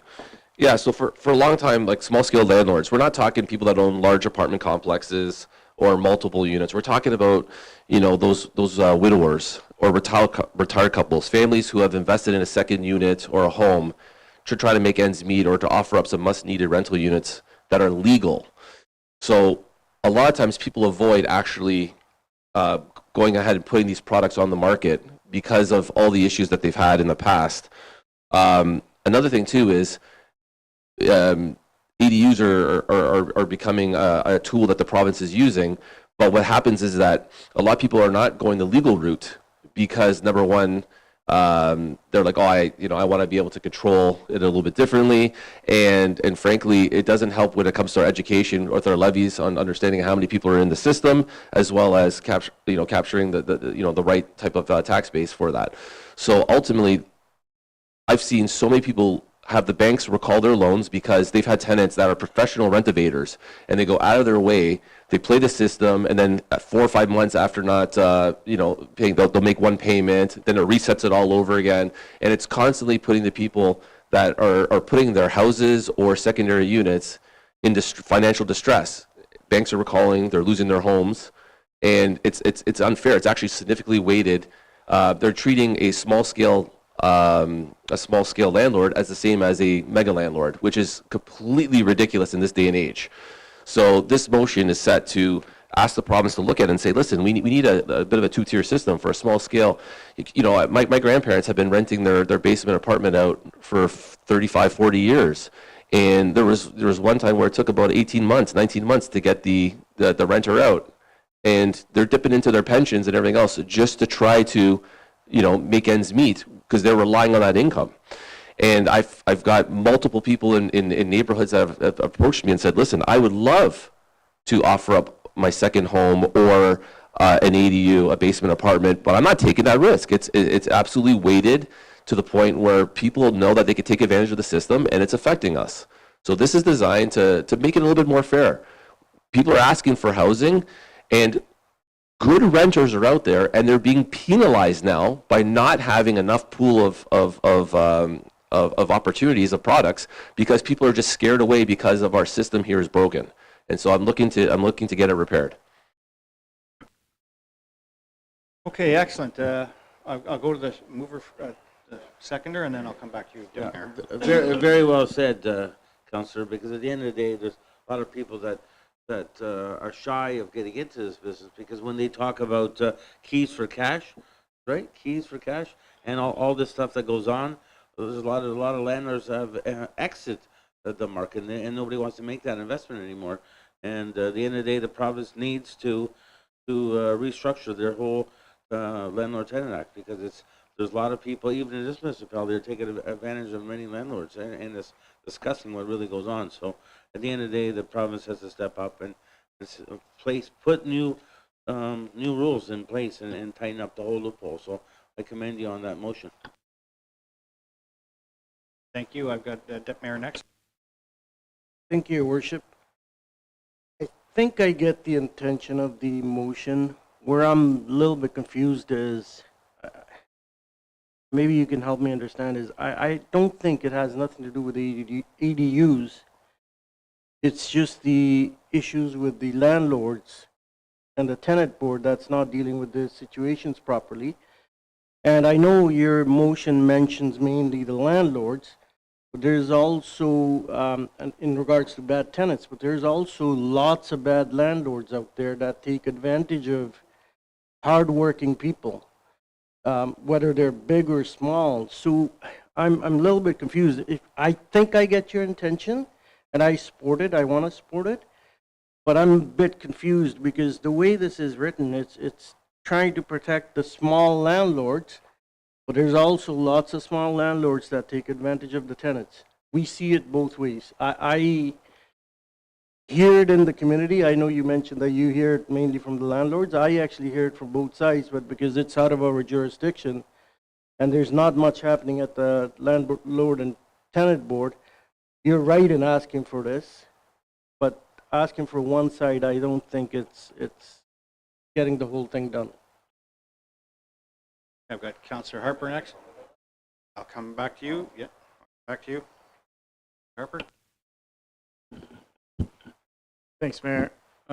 Thanks to my colleague for bringing this forward. I think it's a really strong issue, and I think it's little one-sided to only the landlord side of it. I mean, if you think back to why this problem started escalating is that there's no rent control from landlords to the tenants. That started escalating a lot of the tenants not to being able to pay or defying the actual rules for the LTB. So I get the support and where it's going, that we need some reform for the LTB, but you mentioned safeguarding tenants in your actual motion, but don't actually provide any rights or safeguards for them, only just for the small scale landlords. I like that the proposed part of like actually trying to enforce either like renting landlords that try to do rentals with legal or registered ADUs, and they're like skipping that step. I definitely think we need some enforcement for that. It has been mentioned many times by colleagues here and myself. I'd like to go back to you and ask you, like, you know, ultimately, these are your points, but on a basis scale, what would you do for safeguarding for the tenants then that are good paying and, you know, abiding, but are getting gouged by landlords not following because it used to be like they were only allowed to go like 1% or what the yearly percentage rate increase was. And then as soon as like COVID hit, boom, you could go like, you went from a $1,500 2-bedroom to now it's $2,700. Now it's $3,700 for like a 4-bedroom home, or just the top of a house is $3,100, and then the basement itself is $2,100. So, you know, the other aspect of this is that when people invest as homes like this, they're making a business decision too. And they're not just landlords, they're business people. So is that the risk that they take as well? Is it Small Business Protection Act? You know, that kind of aspect to it? I don't know. I'd like a little bit more clarity, and I think this brings a really good discussion that we can have on this. Yeah, great points. So back to you, Councillor Giordano. Yeah, so good commentary. So I'll start off about the business. It's not a business because when you have an actual business, if you own a commercial property and someone withholds rent in bad faith, there's means to remove them very quickly and effectively. There's not that.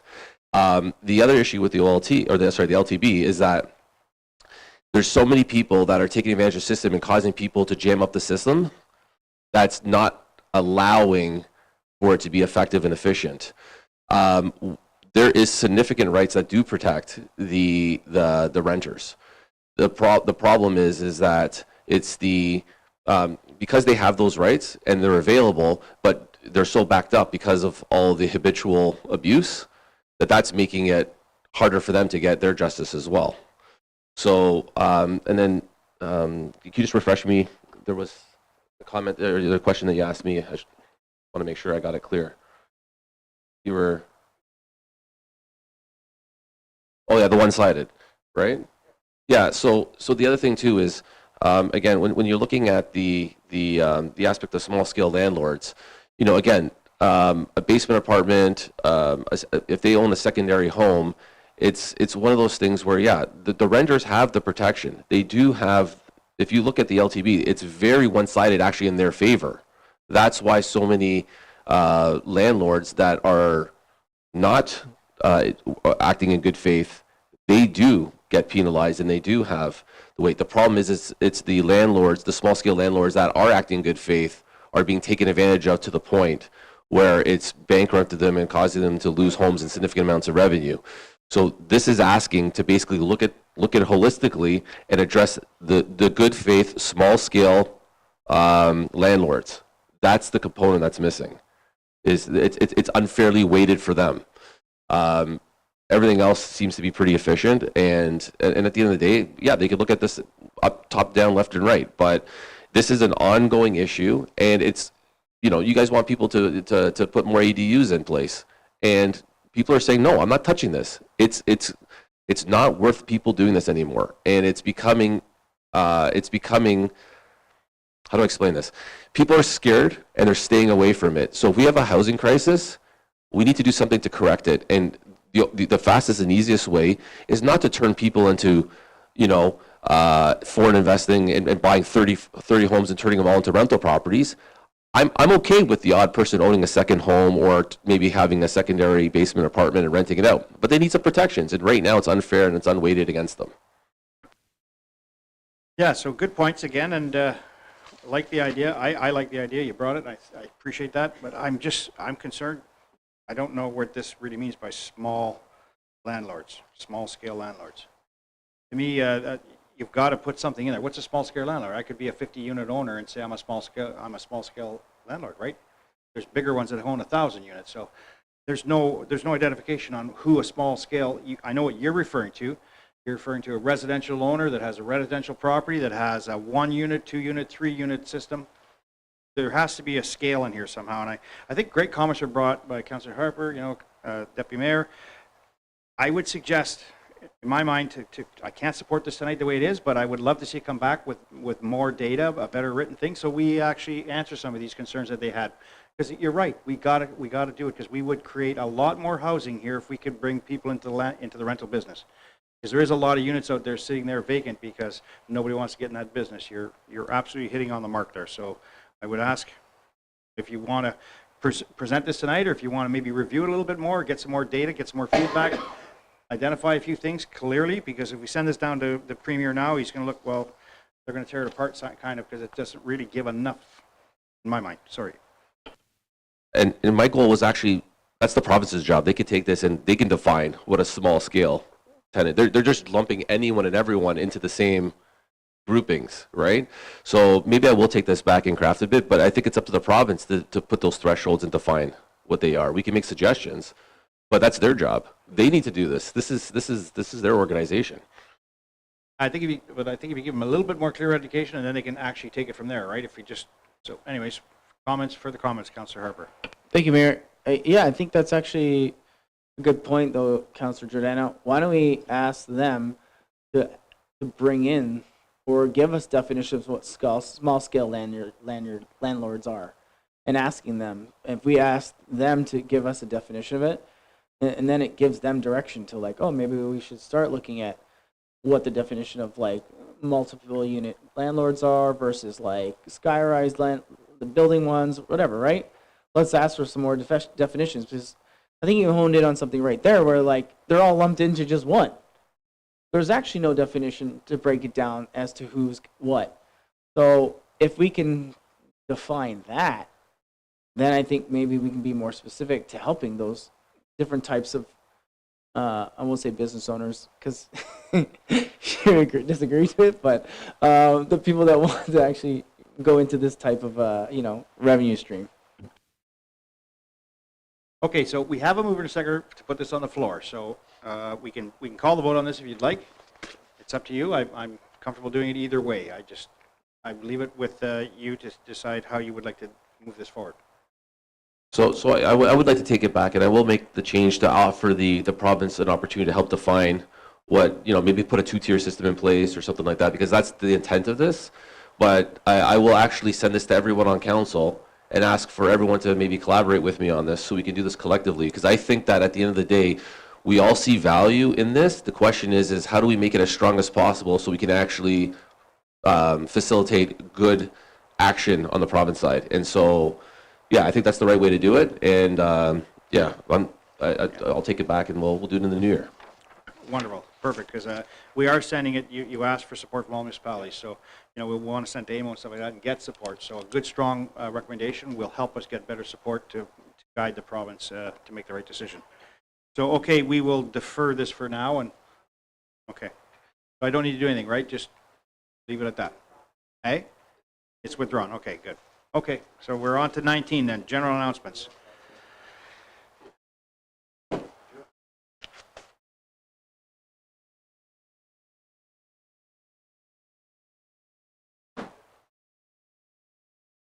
Okay, so we're at council announcements. That's our first one, right? Okay. So Toys for Tickets. The Toys for Tickets campaign wrapped up this week with over 60 toys were donated in lieu of paying parking tickets. In BWG, all toys have been donated to Out of the Cold shelter in BWG. So we're very happy for our residents donating 60 toys for our shelter here in Bradford. We appreciate that. Additionally, the County of Simcoe reported that the multiple collections bins around town, they were able to collect over 700 pounds of food for our food bank and over 1,000 toys donated. So wonderful by our county, Simcoe County paramedics, and also the Toys for Tickets was excellent. 60 toys there. So thank you, everyone. Hopefully it makes every child smile this Christmas. Other announcements, we have up and coming events. So we have Light Up BWG. So I hope council, we're getting those houses, get those applications in. We have cast your vote for the favorite holiday display. It is Light Up BWG business category. That closes tonight at midnight. So we hope that the businesses out there have lit up, and we've got some applications for that.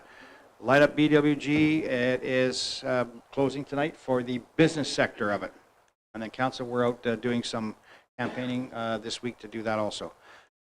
Family First Night, we have Family First Night on December 31st from 4 to 7, so hopefully everybody comes out. We've changed the time. It's 4 to 7 now. We've reduced it down to 7 p.m. because I know 9 o'clock is a little bit late for kids, so we made it from 4 to 7 at the BW Leisure Center right here. It's a fun night, great for the family to come out, have some fun with the kids, and then put them in bed, and then the parents have some fun themselves later on in the evening. We also have the Mayor's New Year's Levy. It's January 5th. It's from 12 to 2:15. It's here at the BW Leisure Center also. Come out and enjoy some cake and coffee with council. We give out cake and coffee, and we enjoy, there's all sorts of entertainment that day. We have some music, refreshments, free skating, meet and greet council. So come and join us on January 5th from 12 to 2:15. And then we have giving back this holiday season. So the holiday season is a perfect time to give back to your local community. So this is the time of year we look forward to giving back to the Helping Hands Food Bank all season long. You can do that all season long. Please donate to the Helping Hands Food Bank. We have the Bradford Community Fridge right here at our library all season long. Again, it's open, so please donate generously to that. We have the Simcoe County Paramedics Toy Drive now through December 20th. So catch them at Walmart and other areas in town where they have their ambulances. And then we have the South Simcoe A Warmer Winter Campaign all season long. And you can donate right at our police station here on Melbourne. So please give to those 4 areas as much as you can. It's all year long for most of them, except for the toy drive, which is through till December 20th. And then we have our holiday closure schedule. So here the town service disruptions are upcoming for holiday season. We have the administrative office closed from December 24th at noon till January 1st. And they reopen January 2nd. The BW Transit, no transit service from December 25th, 26th, and January 1st. The public library is also closed on December 24, 25, 26, 31, and January 1st. And the Leisure Center is closed for December 25th and January 1. So those are our closures. They're found on our website also. If you need to look any further, you can look on our website for these closures. And then council, I thought we'd end with a happy holidays from BWG Council to everybody. So our nice picture there of council. So wishing everyone a safe and happy holiday season. So council, let's give everybody a thumbs up and wave and say happy Christmas, happy holidays, Merry Christmas. See you in 2025. This is our last council meeting for the year. So thank you everyone for being here. It's Councillor Dehaney, you have something? Yeah, I'm done. Thank you, Mayor. And just to echo that, Merry Christmas to each and every one. And just a friendly reminder, I know during the holidays, a lot of people go through different things emotionally. So I want you to know that there's support out there. You can always call 211, right, which is the crisis line. If you need any help at all, they can refer you to different resources, different helpline, where you can reach out to and get the support that you need. So Merry Christmas and Happy New Year. And thank you so much for a successful and productive 2024. Thank you. All right, thank you for that. Anybody else for their announcements? Okay. Okay. Seeing none, we have no county council update because county council has been finished for a while. So we don't go back to county council until January 14th. What's that? They're finished, all right, okay. Okay, let's confirm proceedings. Recommendation of the bylaw 2024-100, a bylaw to confirm proceedings of the regular council and committee of whole meeting dated December 17, 2024 be enacted.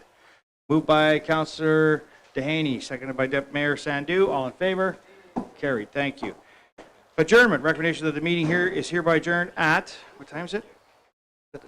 Oh, hang on. 9:26 p.m. I have a mover. Moved by Councillor McKay, seconded by Councillor Dykey. All in favor? Carried. All right. See everybody in 2025. Thank you for joining us tonight. Merry Christmas, y'all.